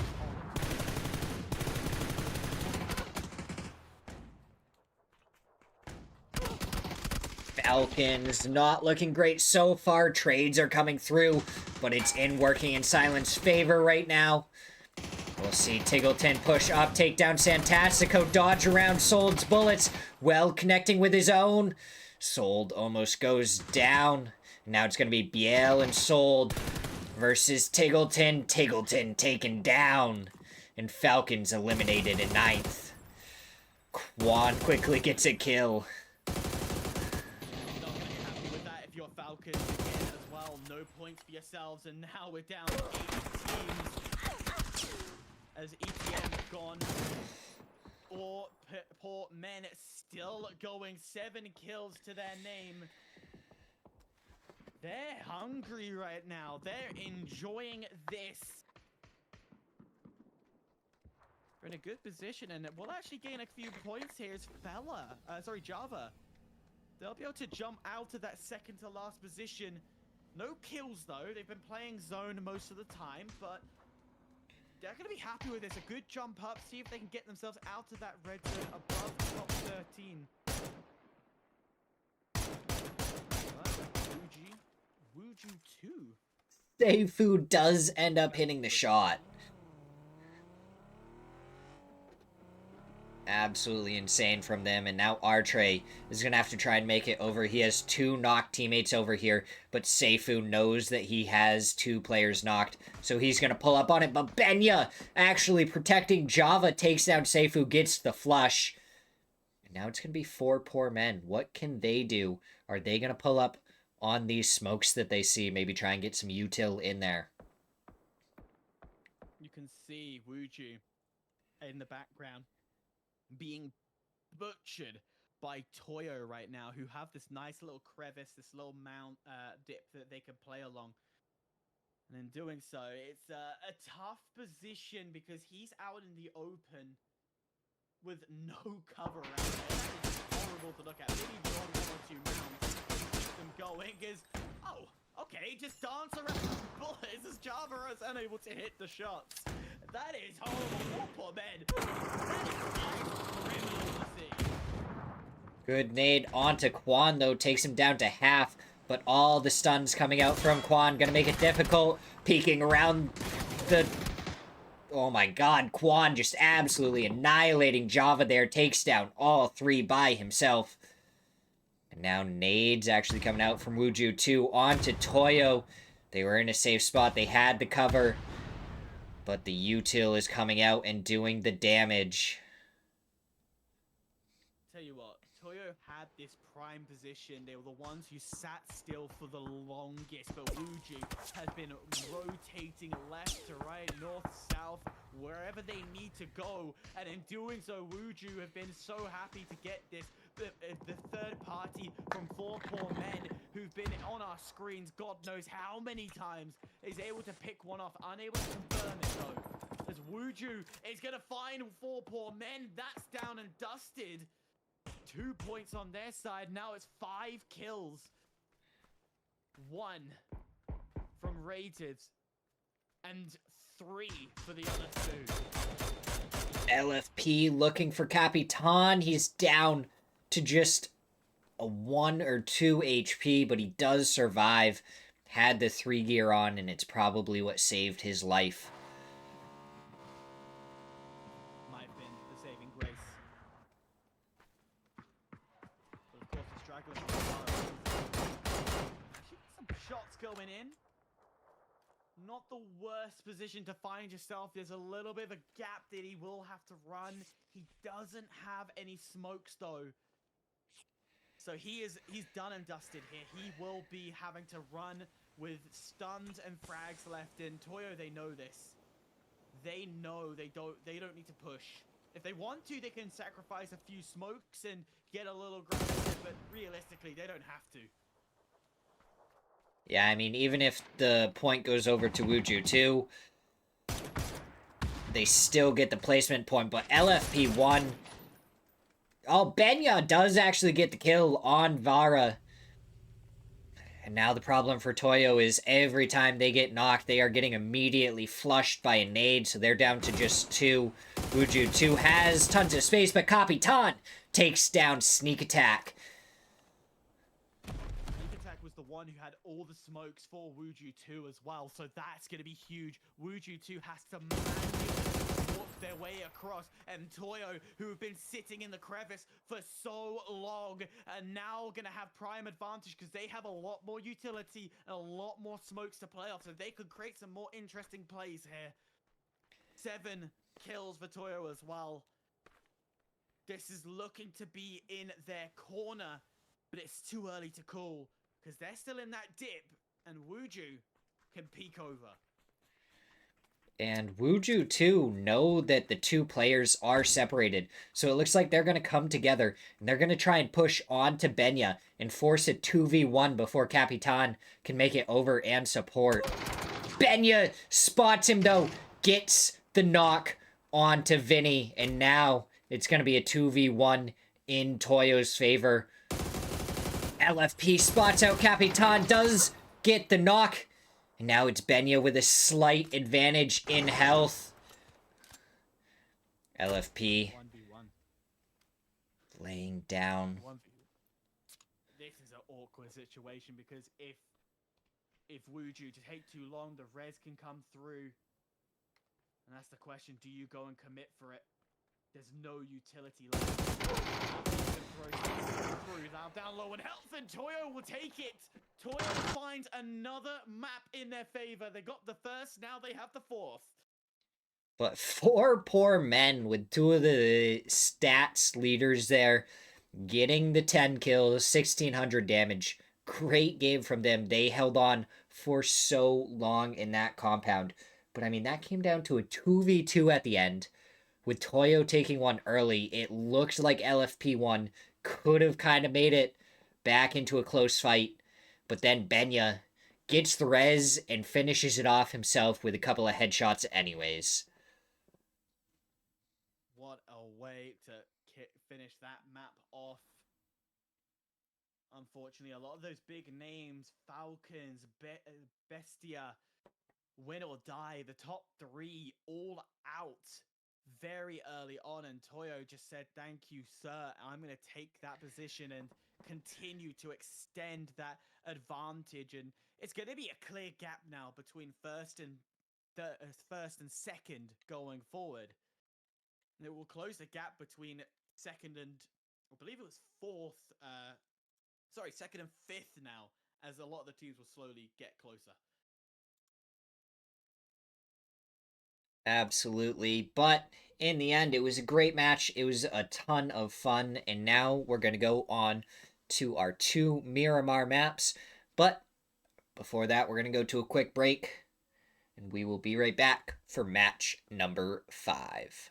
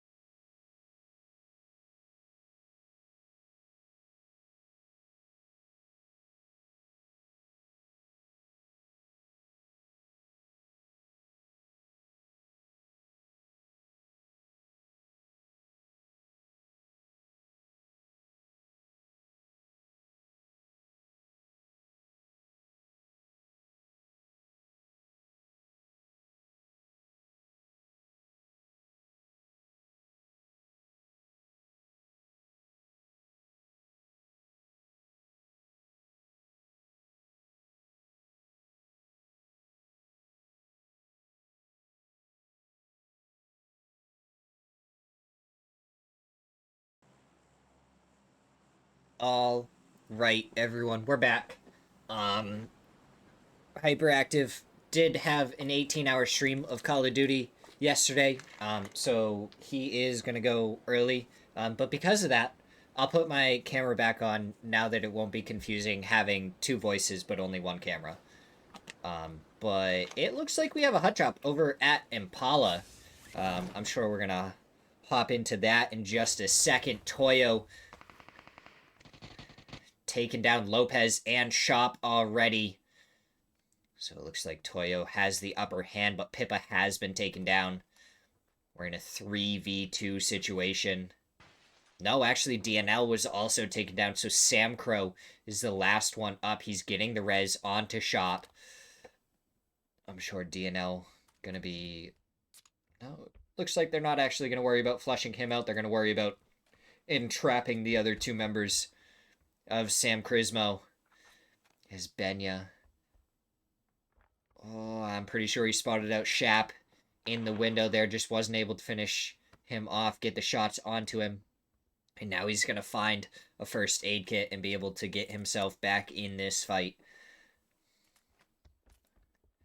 But we are going to see Toyo just slowly encircle the two members of Sam Crismo. Our circle, a nice northeastern one. Probably not going to go up to the valley up near El Azahar, where you have to try and decide north or south. But should be a little bit of fun.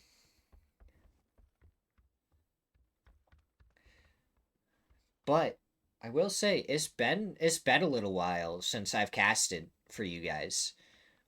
I've missed you guys. It's been a ton of fun casting for you whenever I can. And hopefully with the Smirzera League, I might end up doing a lot of Mondays and Tuesdays for you guys. If Hyperactive is available, we might get him in here a little bit more, maybe get some other screens and everything set up, make it so we can actually listen to music on the in-between and everything. It was a little bit last second. I meant to message him earlier today, but it is what it is. And here we are, watching these scrims. Well, Smirzera League. It is not scrims. It is the Smirzera League. I know Smirzera is on here. Probably.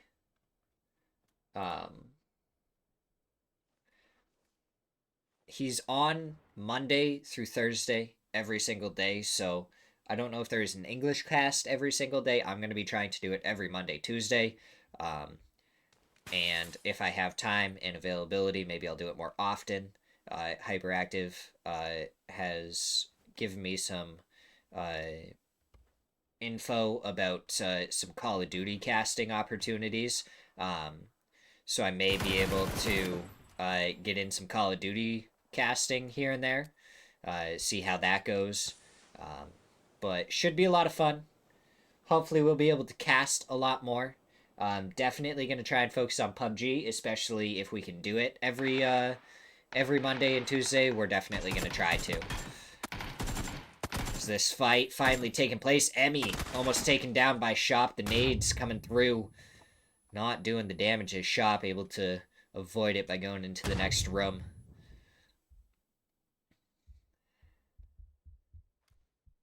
Sam Crismo, how is he going to be able to survive this? Pippa tried to go for the shot. Doesn't connect with it. Shop.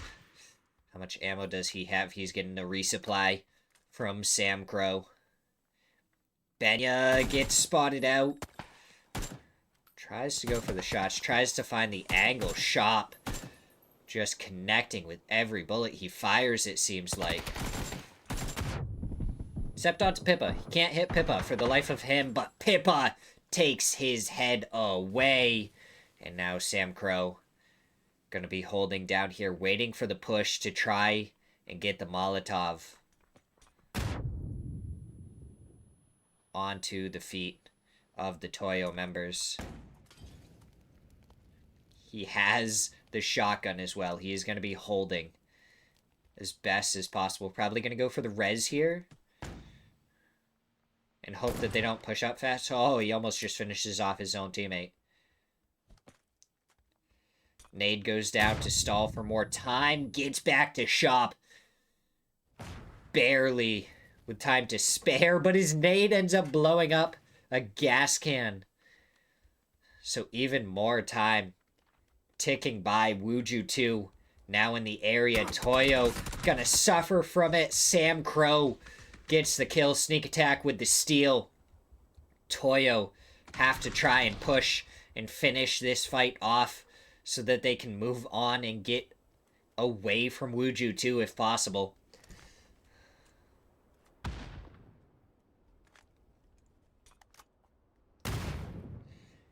What have you guys all been up to? I know you've been kind of probably a little bored with no scrims or anything going on. You haven't been able to watch as much PUBG and everything. As Sam Crow ends up going down to Emmy. That was the shotgun.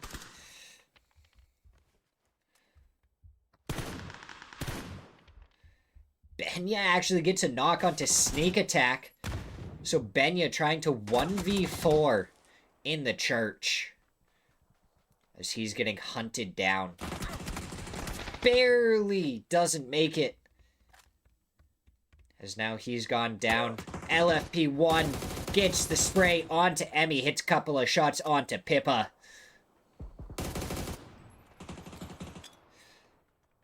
As the nades are coming through, they're going to do so much damage. Pippa taken down by the nade of LFP. And that is Wuju 2 cleaning up Impala. Gonna get the res onto sneak attack real quick and be back up as a 4-man. They propelled themselves all the way up into 9th place after last match. Toyo all the way up into 1st place, 47 points. Winner Die at 38, Bestia 37, Falcons right behind at 36. I mean, all the way down, really, to our 7th place team is within 20 points. They're pretty close. One really good match with one of the other teams going out early, and you can jump up positions very quickly. Full send red, Wuju 2, friendly fire. A little bit more work to do. And then from 11th all the way down to 16th, it's really about trying to find that one good game, stay out of the relegation zone. I don't know if it is the relegation zone, that's what I'm assuming. I really should go through and read the rest of the rules for the Smirzera League. I do know that we are watching the Division 1 teams right now. And then Division 2 and 3 are going to be held on Wednesday and Thursday.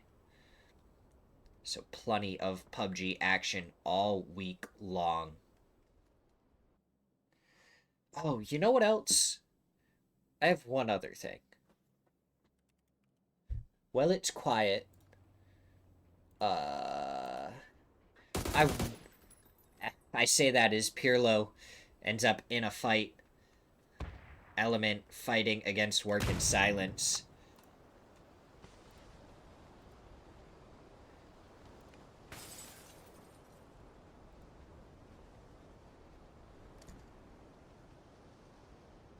I want to hold a tournament in June. So we have plenty of time. But if you guys want to go through, fill out that form of what you guys want to watch, what you guys want to see.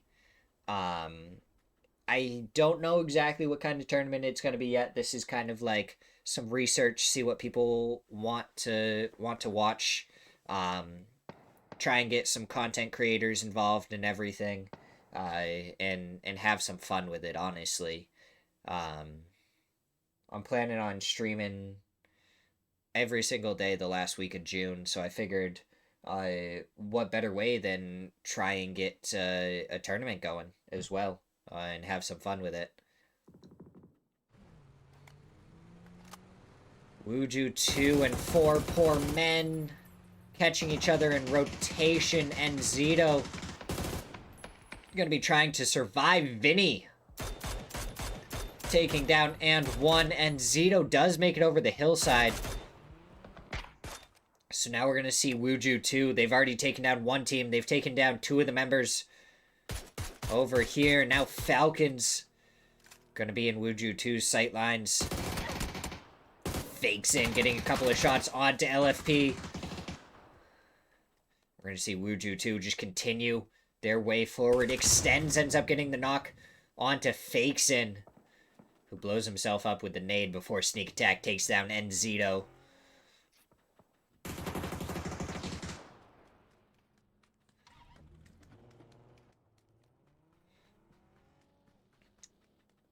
Now Typhon, all the way down in 12th place. We've seen some crazy things out of Typhon.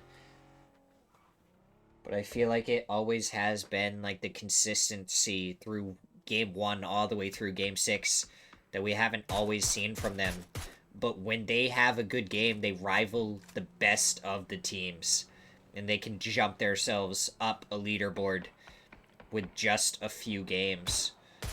So we'll have to see if tomorrow they can come back and continue to just dominate. Kraken takes a headshot from Veras.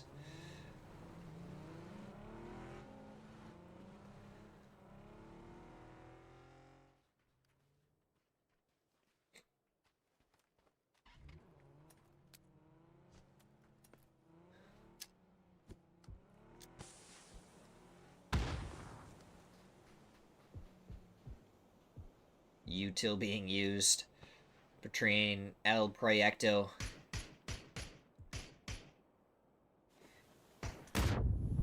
and oh, Hollow my no. Oh my god, what good shots. Almost takes down Kraken. He's gonna try and continue the rest of the way. Does not allow it. Rezav and CLS takes him down. Gets the flush, confirms the kill. LFP1 is in a different dimension right now. Taking down H-Win. And I think he's up to 6 kills by himself. Shrimsy with the MK tries to take a shot over there. Doesn't find anything. It looks like Sneak Attack and Vinny trying to come up on the low side. Seifu a little bit farther. Spots out Shrimsy. Trying to look for the shots as Shrimsy's head almost gets blown off. Kickstart able to return some shots. Get a headshot onto Sneak Attack.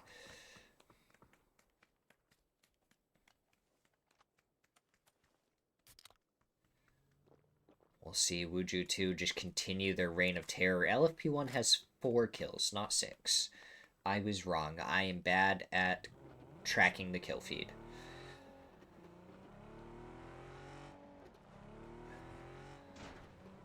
Oh, full send red. Vox still in the blue zone.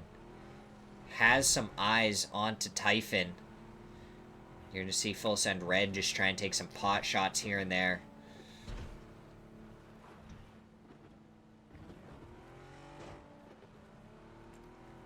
As it looks like Falcons just deciding that it's time for them to rotate, but where they're going to may end up being right between members of the friendly fire team. Roth could get in their way, but now you have win or die.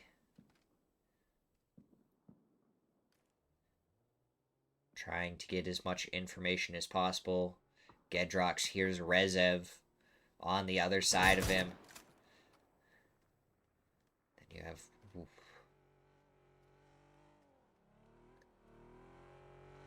oh, Gedrox trying to get ready for this. Beleda, the first one to go forward. Gedrox still just trying to not get caught. Veras, but he goes for the shots onto Tio. Doesn't connect with anything, and now he's going to be stuck in between the members of Rezev.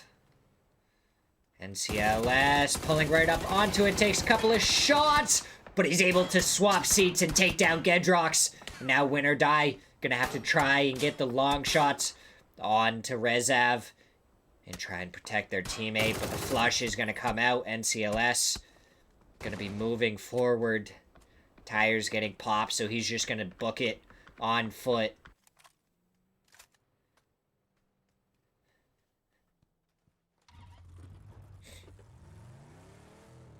Now it quiets down for just a second in between the match.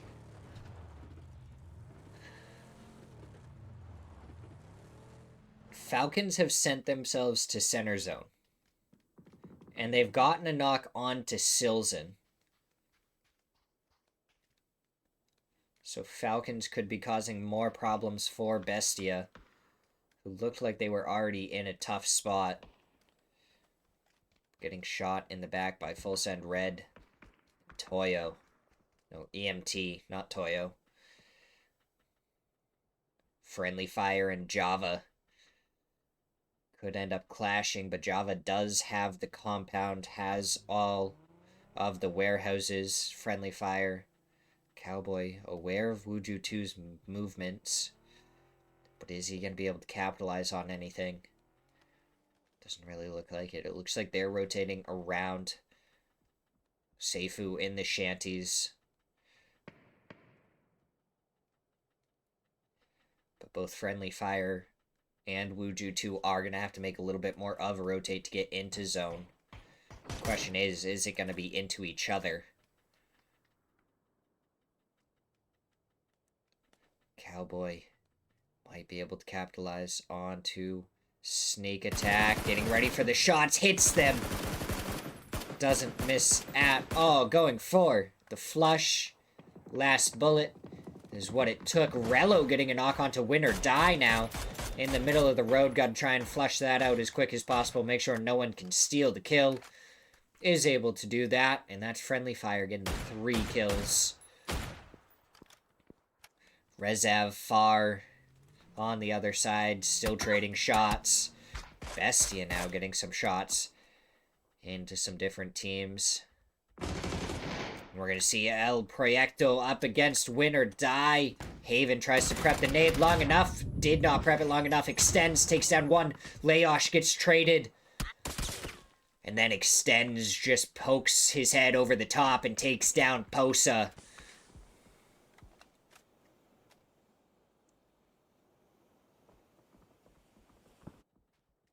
Now we're going to see DIY. It's going to be right next to Learn. We're going to see what can Java do. So they are able to take down one. NCLS goes down to Artre. Nade comes up and over the top. Goes too far, doesn't get the knock. And now Veras with the shots. Oh, we are lagging. Artre gets taken down, but Zello gets a knock onto Beleda. And Java, they have 2 knocked. They're up as a 2-man. They just need to move forward. Try and make some more things happen.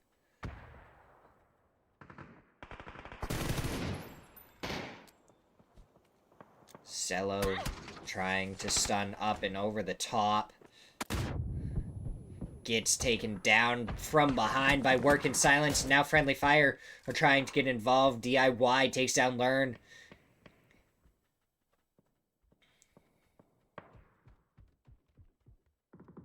Now DIY takes down Veros. Beleda gets taken by Santastico.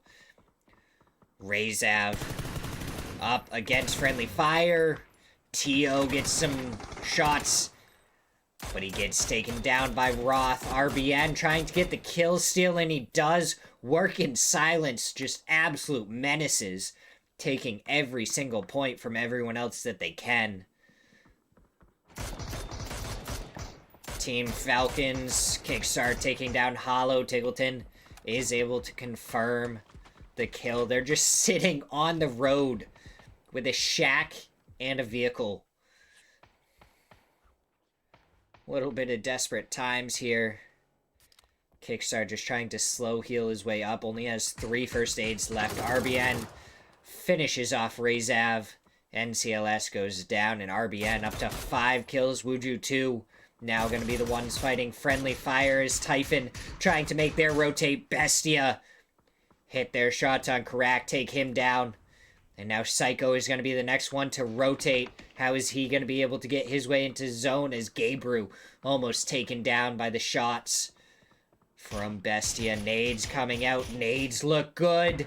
Nades just a little bit too far. Psycho continuing just a little bit too far forward. And Silson and Draft King able to take down Typhon. Now you have full send red. Bizzler gets the knock onto Kickstart. Nade right into his face! Shrimzy takes down Bizzler, but Bestia shooting into the backside of Falcons now. Falcons, anywhere they go, they just start getting shot in the back. EMT now getting some shots onto Shrimzy as Juarez takes down Tingleton. Shrimzy staying alive with the 3-gear, but he no longer has any first aids. Looks like he's actually going to try and make his way over to Kickstart to get the res, as Wuju 2 is now fighting Bestia, distracting them, giving time for Falcons to get a little bit of a recovery. But now friendly fire coming in from the back. Vinny, the last one left standing on Wuju 2.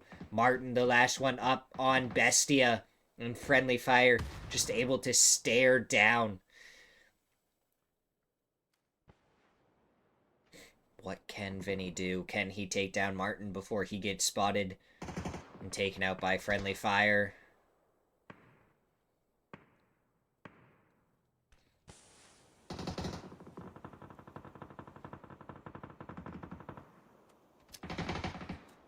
Blue zone nade goes out towards Martin, and Vinny hits the headshots. Now he's going to turn around, get a couple of shots, and Falcons go down from the combined effort of Wuju 2 and Full Send Red.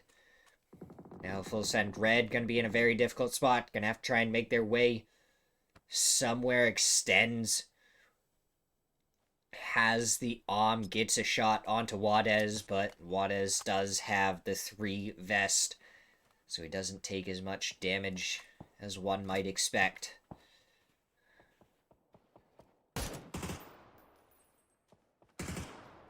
Absolutely insane game from Wuju 2. It's so much fun seeing Wuju 2 do good.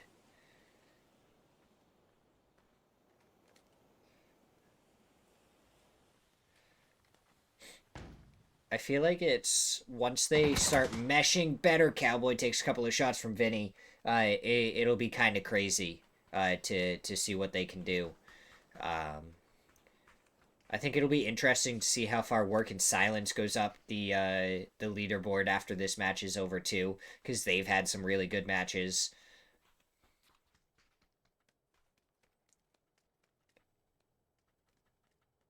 Falcons, they're in 4th place. Wuju 2, Vinny spotted out by Bizzler from behind. Full Send Red, they only have 3 kills here, but they are getting some placement points. Juarez does get the shots onto Vinny to confirm the point. Now they're going to have to continue forward. But Full Send Red, I think, have pretty much confirmed being right around the middle of the leaderboard, which is going to be good. Sneak is a great guy, and I love Wuju 2's logo. It is one of my favorite logos that I've ever seen. 10 out of 10 would recommend. I love dragons. Dragons and, like, wolves and, like, Fenrirs and stuff are amazing. I don't know, if I had to say, like, top 4 mythical creatures / creatures, I guess, it would be, like, dragons, Fenrirs, Pegasus, and Phoenix. They're just very interesting things, and now win or die. Full Send Red get taken down. Leosh knocked by EMT. Listen, I'll go dragon in just a second. Just you wait.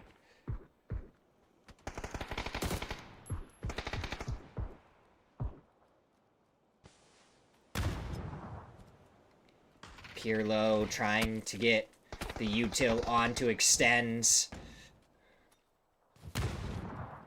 Trying to finish him off, force him out of the smoke. Brennan finds him, takes him down. Now friendly fire and EMT are going to be fighting on the edges. Zone, work in silence, just kind of in the middle of zone. Living life right now.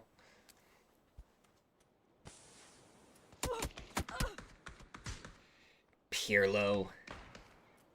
Almost taken down by Roth, who does take down Maya. Nade goes out towards DIY, does a little bit of damage.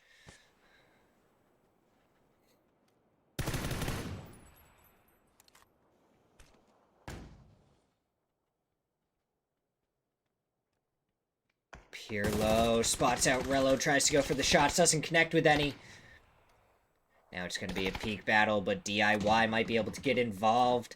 Brennan gets taken down by Santastico from the side, and he takes down DIY. Pirlo with a great headshot. Now Rello peeks up and over the top, and down goes Element. It's going to be a 3v2, unless they can get the res. And it looks like they should be able to before the zone closes. Get all meted up, and it's going to be friendly fire 4v2 up against work in silence. What a headshot onto Santastico. Cowboy with the off angle.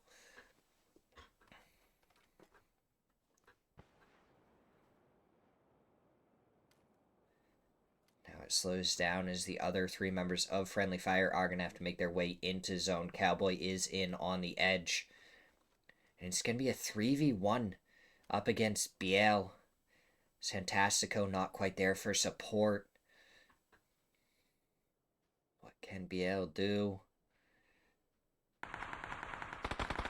Gets some shots onto Rello. Does not find the knock. And now it's just Santastico. Last one remaining. We're going to see friendly fire just send their way. All four of them rushing towards Santastico. But he nades himself, takes it out, and that is that. Friendly fire win that one. 13 kills, 1,800 damage, and 9 assists. Crazy there from them. Working in silence had 9 kills of their own. Wuju 2 had 11. Then you see Win or Die picking up 6. Going to be keeping themselves towards the top of the leaderboard. Crazy match there. Great ending by Friendly Fire, able to just dominate, get 13 kills, and take home the chicken dinner. But, listen, we're talking dragons, DJ. I got this 3D printed one. With, oh, the wings are, like, backwards right now. With, like, wings and stuff on it and everything. Kind of crazy. I enjoy it a lot.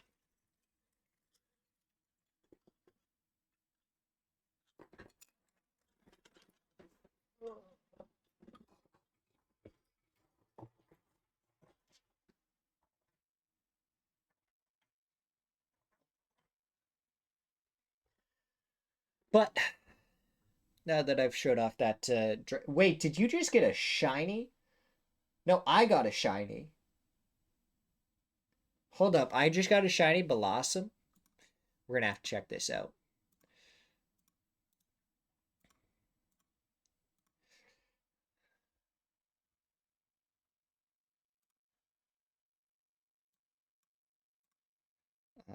Pokemon.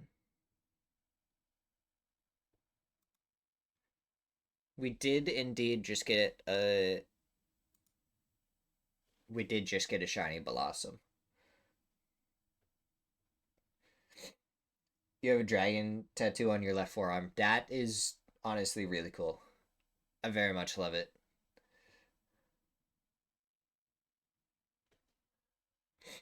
I didn't realize that I got the shiny Blossom. That's pretty cool. It doesn't... I mean, it has 18 IVs, so... I mean, we're right around average for the most part. I wonder what my highest IV Pokemon is. Phantom? 26. There we go. It's my worst one. 4. Imagine I got a 1 IV. Or can you get 0 IVs? That would be crazy. Has 2 zeros. Alright. Anyways. Enough of that. We're gonna go to a break. We will be right back. And we'll get some music playing this time. Now that I don't have another person here. Oh my god. I am so sorry.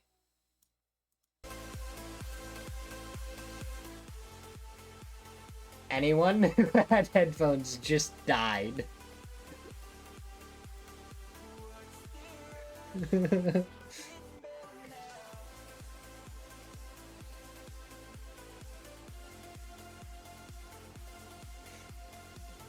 I am so sorry to anyone who had headphones on. I forgot that YouTube was going to be max volume because of the Smirzera League matches. That's entirely my fault.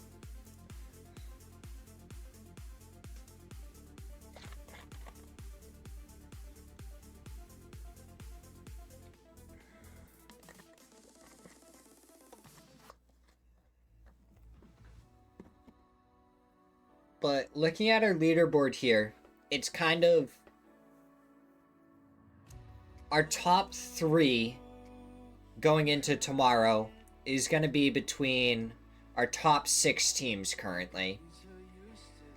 And then I think it's still the same. 11th through 15th or 11th through 16th are all going to be trying to stay out of the relegation zone.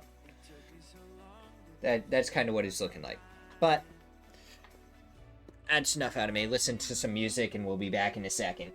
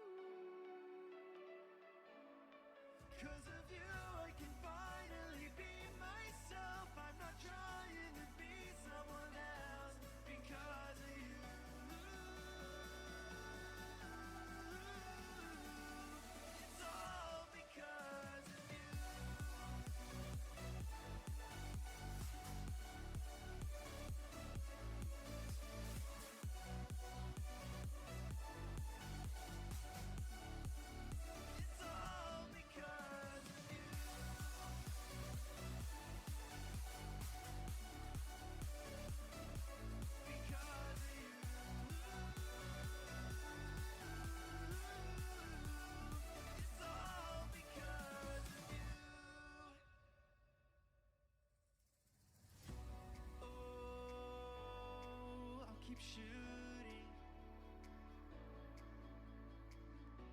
Been fighting so hard just to continue losing. Oh, if it wasn't for the things that you're doing, I would have given up. I'd be crashing and burning because of you.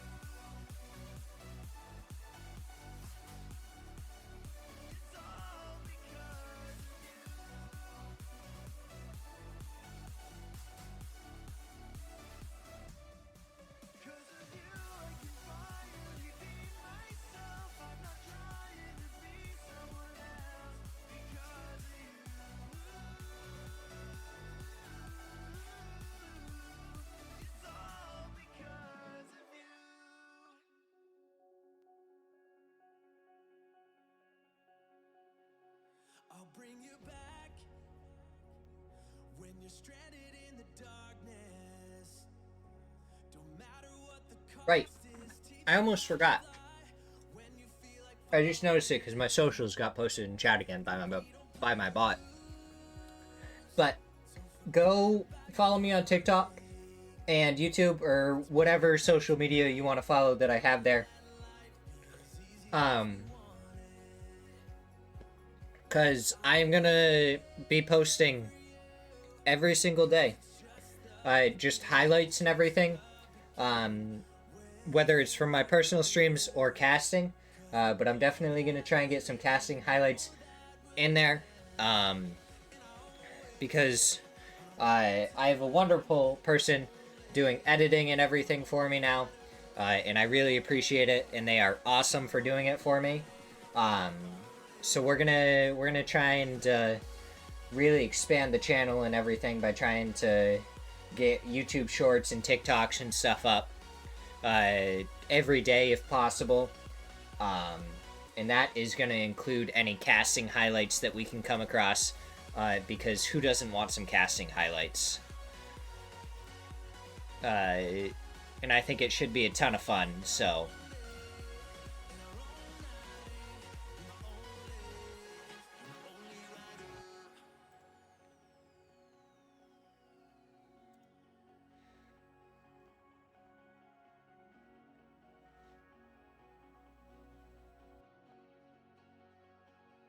When you're faded out and you forget where your heart is, and the one path is gone that will lead you right back where you started, and nothing that we lose is ever that far away. If we make it back tonight, we're gonna let life be as easy as we want it. I will wait for you, 'cause it's just the beginning, it's just the beginning. Wait for you, 'cause I know that we're living, I know that we're living in our own way, on our own time, in our own lane, in our only rider, in our own day, in our own night, in my own lane, in my only rider.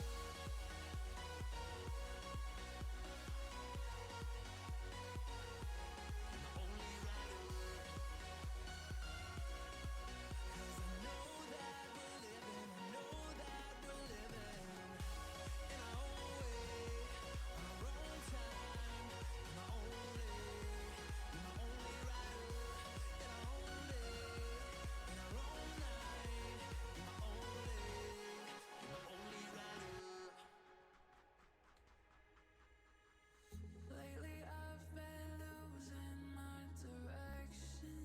I think I timed that ad pretty good to end right when you guys got back, or right when this match was about to start. If you could let me out of my body, this feeling's got me out of my mind. Without you, without you, without you beside me. Without you, without you, without you beside me. Yeah. I've been really bad about it today because I was trying to help out Hyperactive and stuff, because it was his first time doing any PUBG stuff, so I was just kind of like going over a lot of the things, and like kind of like the pacing and everything with him. And I totally forgot to pay attention to other things here and there, which is my own fault.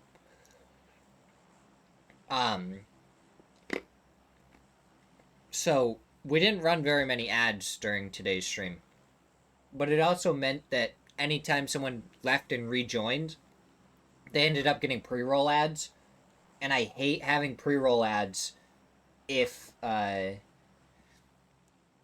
if it's going to be like right at the end and then pre-roll ads are there so people try and tune in and they can see it in the top right, but they're just stuck watching an ad. I feel so bad about that.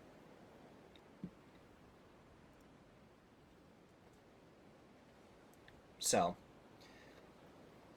hopefully we've been able to avoid that as much as possible. Hopefully not too many people have been stuck with a ton of pre-roll ads. If you did get stuck with pre-roll ads, I apologize. I will do my best to make sure that I'm much better set up next time. And not inviting someone to join so they could, you know, have some fun with the community and everything last second. And the fact that I think like game 1 my stream just completely broke at one point. It was so broken. Oh, Posa. I don't know if you're gonna have like a fair 1v1 here. Okay, he's just gonna dip out of there. He did not get there fast enough, so he's just like, no, not getting involved. I thought I could beat you, I didn't. Oh, he does take a shot, though. Nail up, can you hit it? Oh my, he hit a second one! That would have been insane.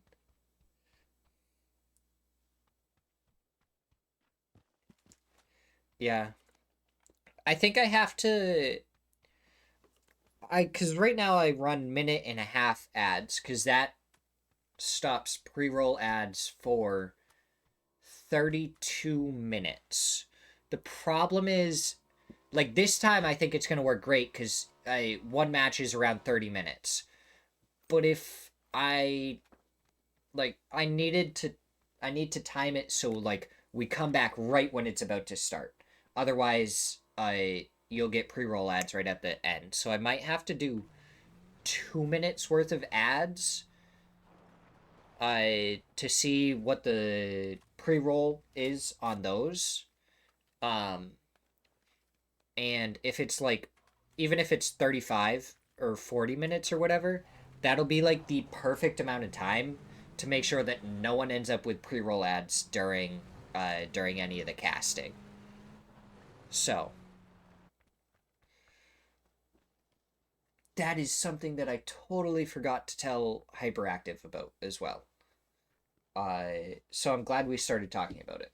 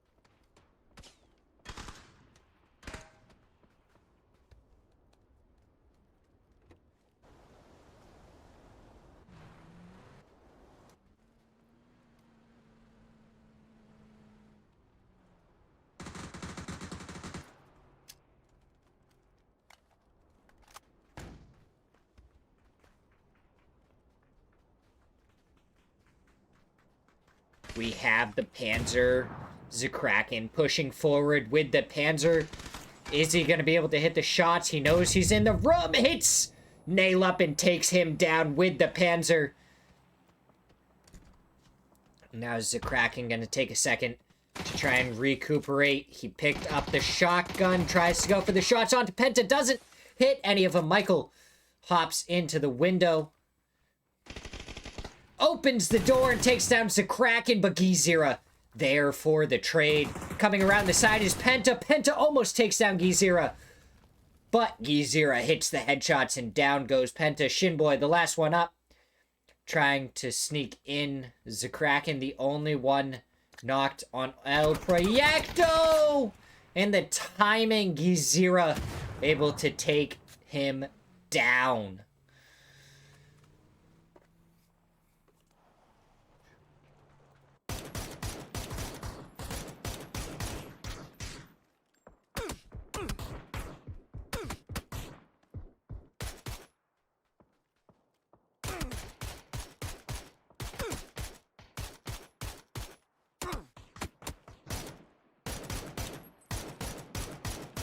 Oh, Draft King takes down Karak. Martin had gotten knocked.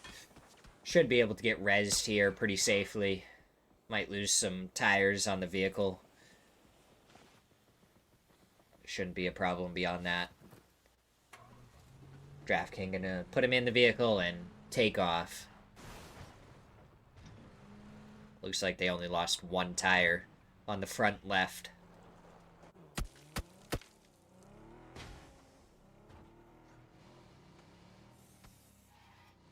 Oh no.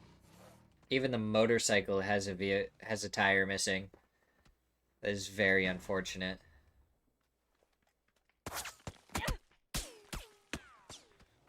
Kraken is running AUG shotgun.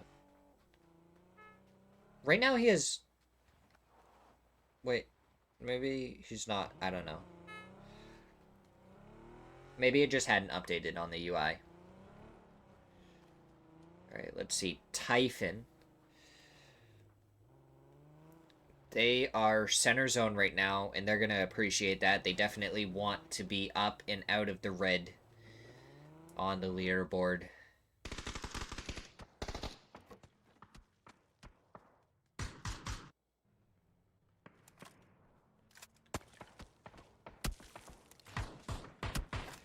DIY going for the shots onto Laosh as he pulls up. Gets him down low, but Gabriel takes down Roth. Cowboy taking Gedrox down on Win or Die. That is a ridiculously long-range shot. Cowboy, what is he going to be able to do? Laosh is actually pulling off of this as Gedrox had gotten knocked. Laosh and Extends both going back to try and support Schengen on the further side of the compound. Just trying to pay attention. Nothing's going to happen there. Roth gets knocked. He's going to have to get revived by Rello. That does come out, but Friendly Fire are going to have to worry about 4 poor men coming up on the backside. Oh, Java could get themselves in a sticky situation with Win or Die. They have Schengen pretty much soloed out if they're going to end up being able to find him, as it looks like Rello and Roth making their way over. Extends, ends up getting a knock onto Artray.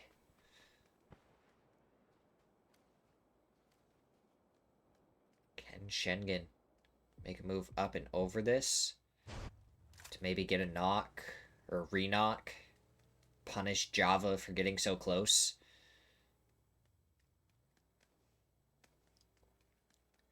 Because it's very quiet right now.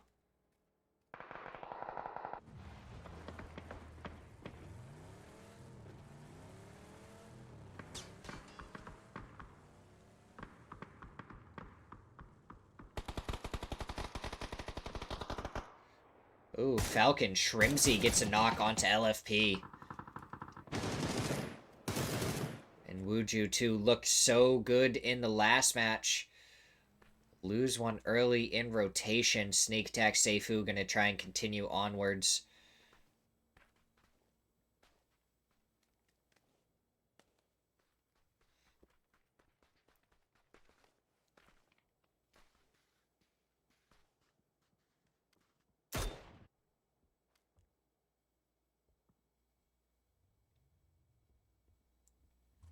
Wow. This is really quiet. I mean, this is what you should expect out of a Miramar match. It's Game 6, but it's not playing out like Game 6 scrims, really. I mean, we do have 2 teams dead already. Wuju 2 suffering at the hands of Falcons, and now Full Send Red. Hollow has picked himself up 2 kills, and we have a northern shift. So the very northern part of the zone completely open, The question is, who's going to take the long rotate to get up there? Because obviously the people in the center of zone are just going to continue to stay in the center of zone. Wuju too. They're making their way into zone, followed by full send red. Hollow getting whatever info he can. Knows exactly where Wuju 2 is. Typhon, they're going to be making their move. So everyone kind of like to the southern side is trying to move more towards the middle. El Proyecto looks like they're trying to do a 2-2 split, but I don't know how many vehicles they have.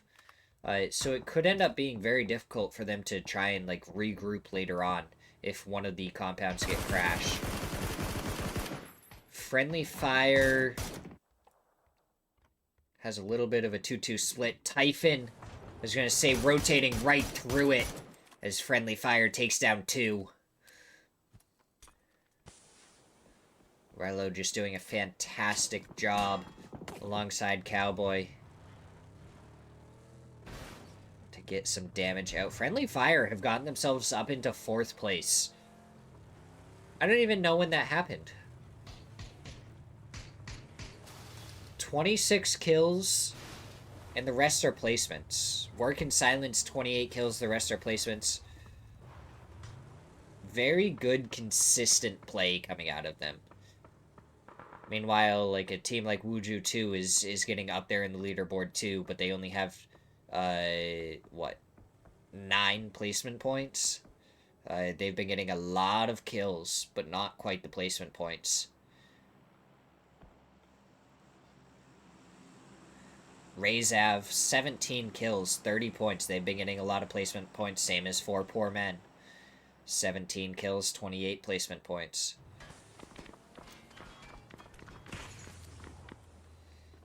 And Zito, what a headshot onto Posa.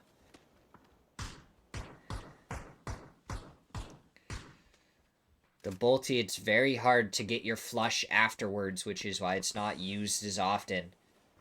But being able to knock someone with just a single bullet if you can hit their head is so good.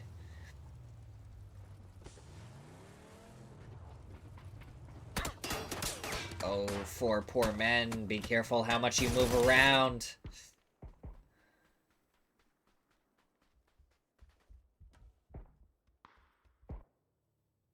El Proyecto. They have the 2-2 split all the way across. I don't know how they're going to be able to regroup at this point either. Even if they try and go for the regroup, they're just going to get, like, sprayed down as they cross the gap. I don't know if the 2-2 split was the best decision. I feel like they should have really, like, tried to commit to one compound. Like, Haven and Zakraken are definitely hopping in the vehicle and going to try and move it to Gizira here. But are they going to make it? 4 Poor Men are going to light them up as soon as they try and make the cross. Zakraken. Down low. Gizira takes a headshot. What a shot by Quan. And it does look like El Proyecto are going to be able to regroup just fine. Thought it was going to get a little spicy, but a little questionable. Yeah, Falcons are in a good spot. The problem is their spot was so close to the edge of the zone that it's not really in anymore. As El Proyecto tried to make a move to have another 2-2 split. Work in Silence. They have a 1-1-1 split. 1-1-1-1 split. Yeah, that's the right amount. So now Falcons are, like, depending on where the next zone shifts, if it hard shifts to, like, the west or something, I feel like they may be okay if they can take care of, like, full send red or do a little bit of damage first. Roth picking up another kill. Friendly Fire just slowly picking up the kills. Also, I'd like to point out, Toyo, 31 kills, 51 points. They have 2 chicken dinners and a win is worth 10 points, which means they have either won or been knocked out outside of placement points. That's crazy. Baleda with the Panzer. Oh, poor Psycho. Oh my god, what a Panzer.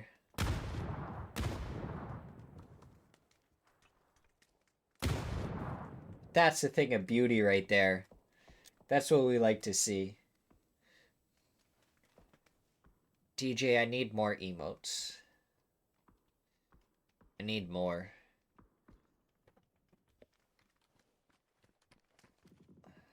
I see all your, like, chicken emotes and everything that you're using, and I'm just like, darn.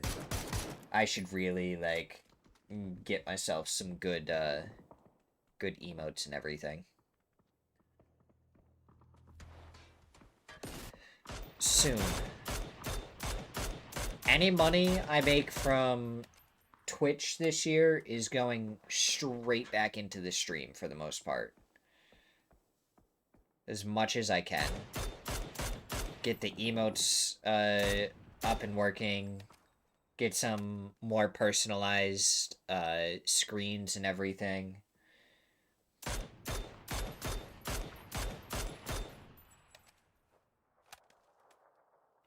DJ, don't you worry. I think I have like 7 slots that I can use for follow emotes. So we're going to be making some good emotes.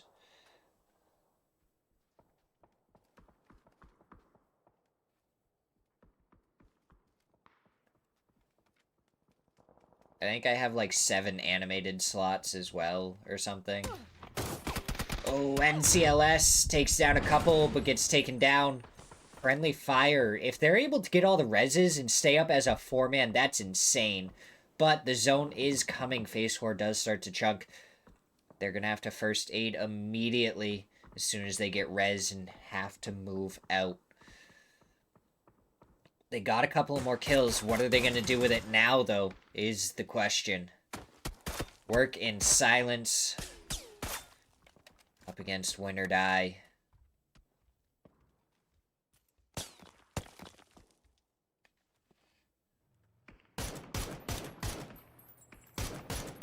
Rello taken down by Zello.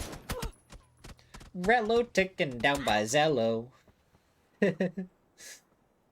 But Java, they have 3 kills so far. That puts them in the same spot as Typhon. Couple of placement points here, and they might be able to make it out of the red zone. We'll have to see where everything shakes out at the end of day 1.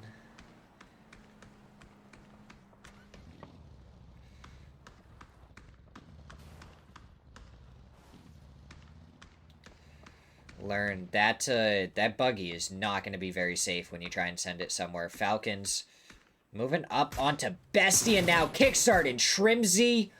My goodness. Don't even give him a second to breathe. Bestia is down.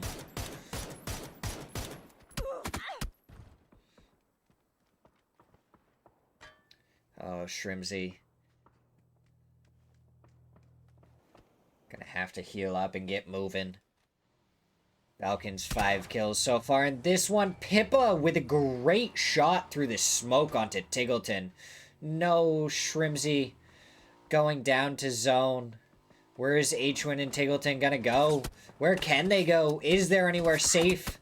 It doesn't look like it. H-Win getting taken down so low. He's just gonna try and hide. The bike does save him from at least one shot. Tiggleton has the tree to work with. Falcons do get to move last. So Toyo, Java, and Friendly Fire are all going to have to move before Tiggleton and H-Win. The problem is Kickstart. Where is he going to go?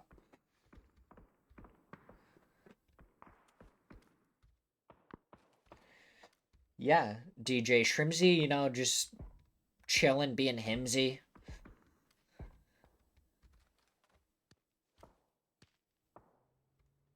Just nice and relaxed. Win or die. Gonna be holding out full send red.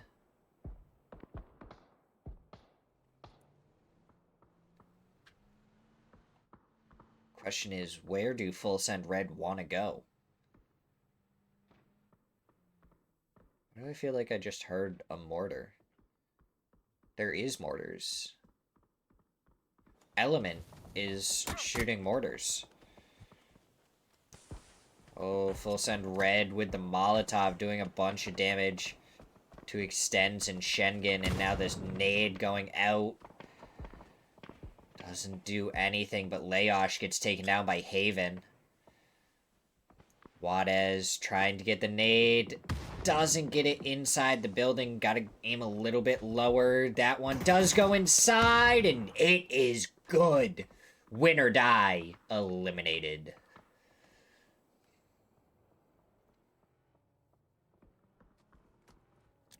But now Full Send Red are in a situation where they have to go somewhere. Seifu takes down Vox. What is their future?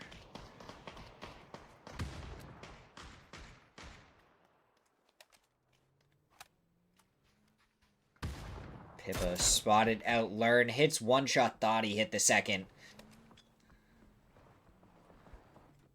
As Capitan and the rest of Toyo trying to get ready for the fight up against Element. Sold got a double with a Panzer. I wish we could have seen it. It would have been crazy.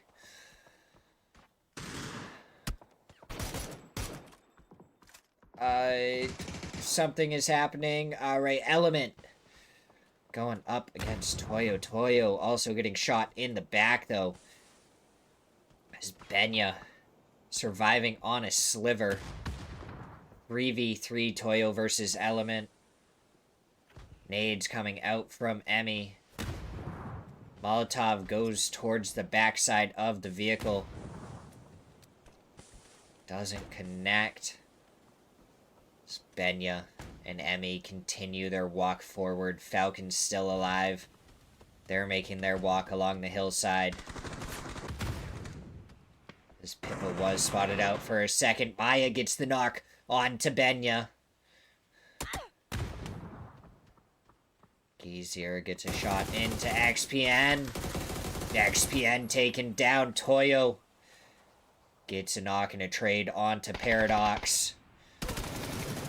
Emmy taken down by Maya. And now Maya and XPN gonna still have to make their way into zone. Wuju 2. Sneak attack. May do just that onto Falcons in a second. Smokes are being deployed. Falcons are trying to be careful. Tiggleton seems aware of the possibility that Wuju 2 could be lurking. But not yet. Tiggleton gets taken down so low by Sneak Attack. Kickstart trying to peek up and over the top. He does get the knock and the flush onto Sneak Attack. He hits the ground before he gets knocked himself. But Tiggleton was taken down by the nade from Sneak Attack. And now more nades to follow by El Proyecto. But if they focus too hard on Falcons, which it looks like they are, the flush onto Tiggleton and H-Win. Kickstart going for the shots onto Seifu. Doesn't get them in time as the Kraken takes down Kickstart. And Falcons eliminated in 7th.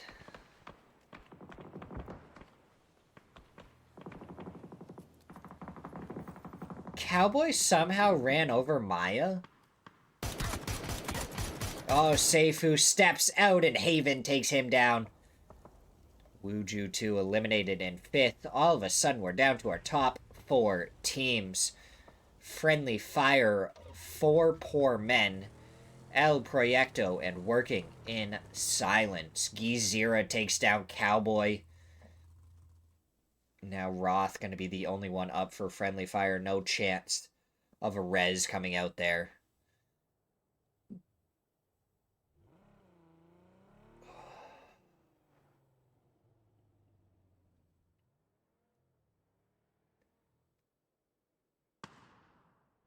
Working in Silence. Sending it kind of like up the hillside.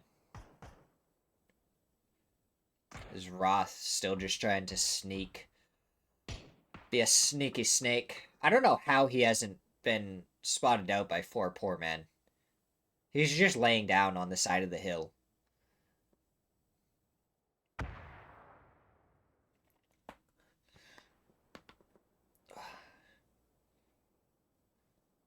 Working in Silence have made it to the backside of El Proyecto, but I don't know how well it's going to work for them.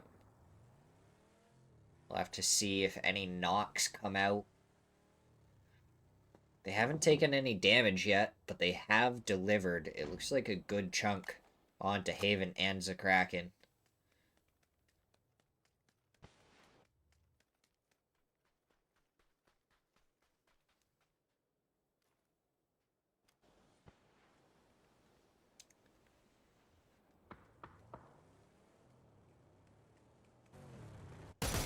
Absolute.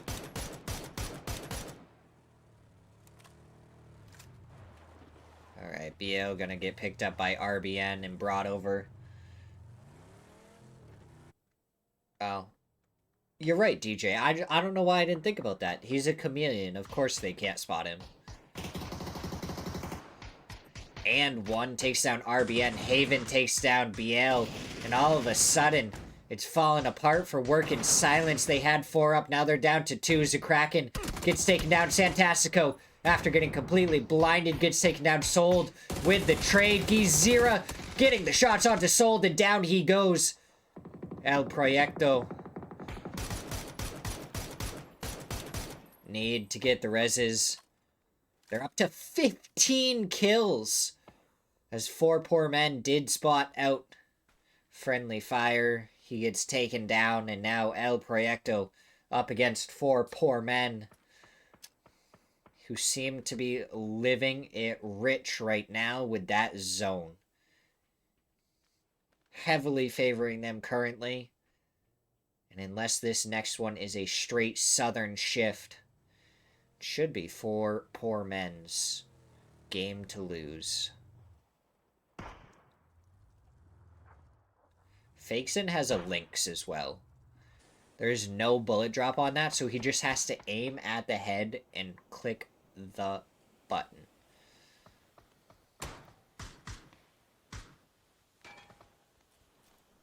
Either way, this is going to be a fantastic match for El Proyecto.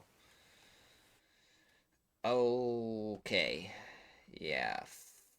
4 poor men. Definitely heavily favored with how this one's turned out.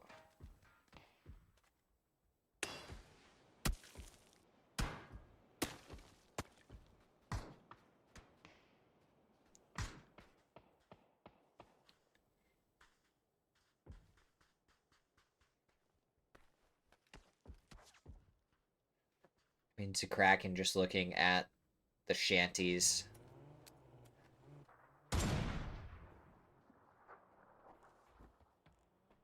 Two bullets left.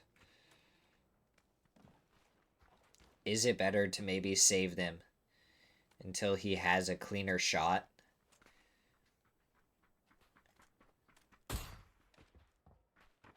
Smokes are starting to come out, but how long will they help El Proyecto stay alive?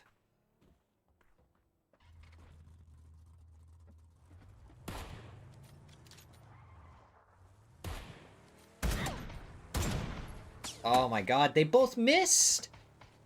It looked so good. And one gets taken down by Haven as he goes flying through the air. Mortars coming out. El Proyecto. They don't want to go down quiet. Oh, the mortars just needed to be a little bit farther.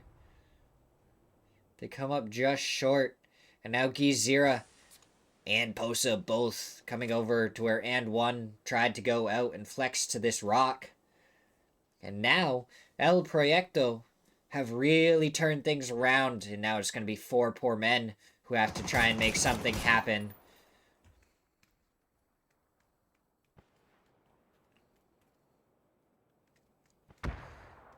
A nade right next to Quan, but it doesn't do any damage.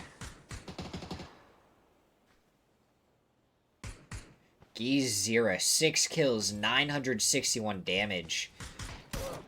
Absolutely insane. Quan gets the knock onto Haven. And that could be what 4 poor men needed. Quan on the other side of the smoke. the stun right into Zakraken's face. Fakeson does get the confirmed. G0 the knock onto Quan. And Zito gets the trade. Zakraken tries to go for the shots. Doesn't hit them. Posa gets the knock onto Enzito. Fakeson 1v2. Has the folded shield for protection. Molotov goes out towards the smokes. Doesn't do anything. The flushes come out. 1v2. Can Fakeson get the shots? He does get the flush. Gets the point. Folded shield versus folded shield.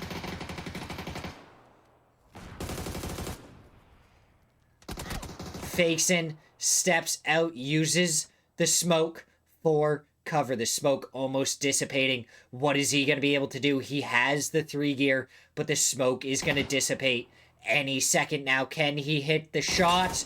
Goes for the shots, but the double peek and down he goes. Winner, winner, chicken dinner, El Proyecto. 19 kills, 3,000 damage. G0, 7 kills. Absolutely insane match for our final one. Almost all the kills getting mopped up by El Proyecto. So we're going to take a quick break. I'm not going to play any ads or anything. But then we're going to see the updated leaderboard and everything. And see how it's going to look going into our match tomorrow. Our 6 matches tomorrow. Which hopefully I should be able to come back for and have some fun.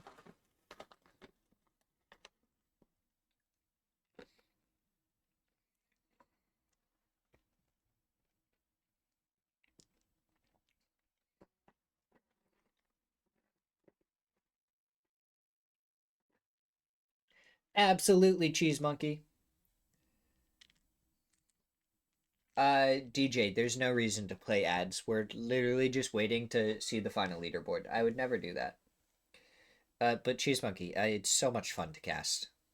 I hope to continue to cast, and like I said earlier, I'm gonna try and be putting up YouTube shorts of like the casting and everything,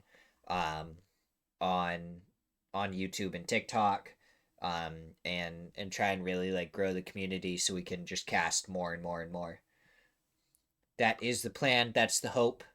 We're gonna try and stick with it.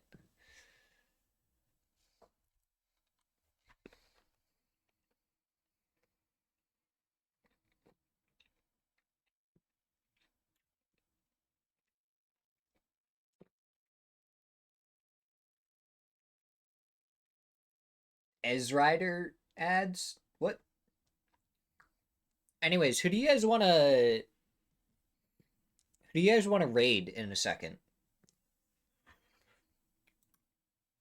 Because we obviously have to raid someone.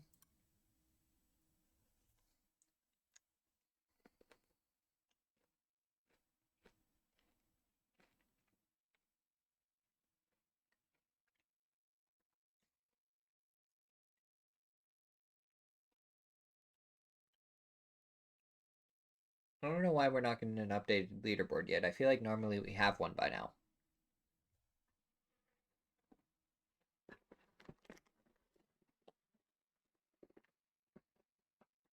Easy Rider?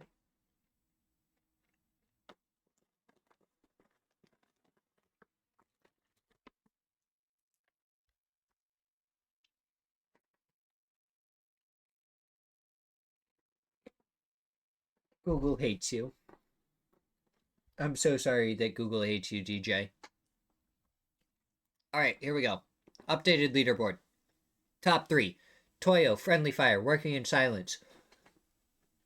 Only 3 teams to break 50 points on day 1. But it is, I'd say, close all the way down to, honestly, 11th place. Even Element in 12th place have, like, an off chance to really make an impact tomorrow. Your bottom 4 are kind of looking like your bottom 4 right now. But kind of insane stuff. So Falcons are in 5th place right now. So, I mean, top kills though, Shrimsy, Kickstart, both up there. I don't know how much you can count that because Tiggleton did disconnect on one of the games that they did the best. Absolutely, Mama Taryn.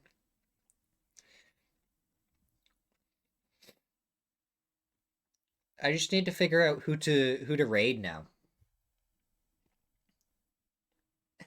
Just have Tig DC every game. Fair enough. These are our winners from today. Toyo, the only team to win 2 matches. They won on Arendelle and on Rondo. Uh, I believe it was the Tago match that Tig disconnected on, and if he didn't, they probably wouldn't have lost. He's playing from Australia right now. Yeah, that makes sense why he disconnected and everything then.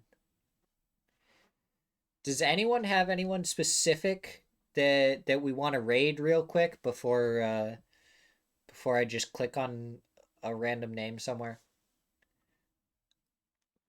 What are you guys feeling?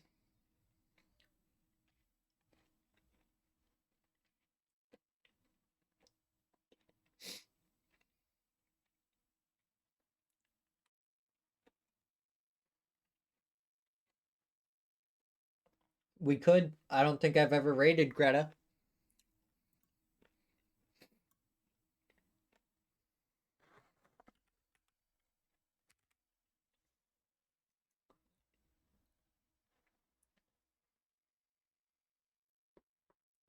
Yeah, I agree with that. All right, let us get ready to raid Greta.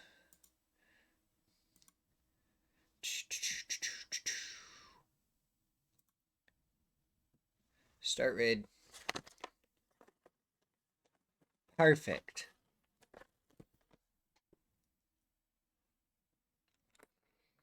I always feel like I raid the same people, and it's usually I've raided Terran a few times, and then I raid Shane Doe a lot. Um, and then we did Simply Matthias every once in a while, and a couple other people. But I feel like the main ones we normally, I feel like we mainly raid Shane. I feel like that's who we raid the most.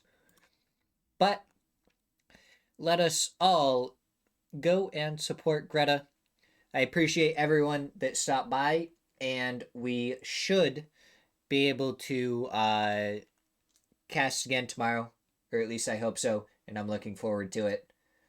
Um, but I will see you guys tomorrow. Have a wonderful night, and see you next time.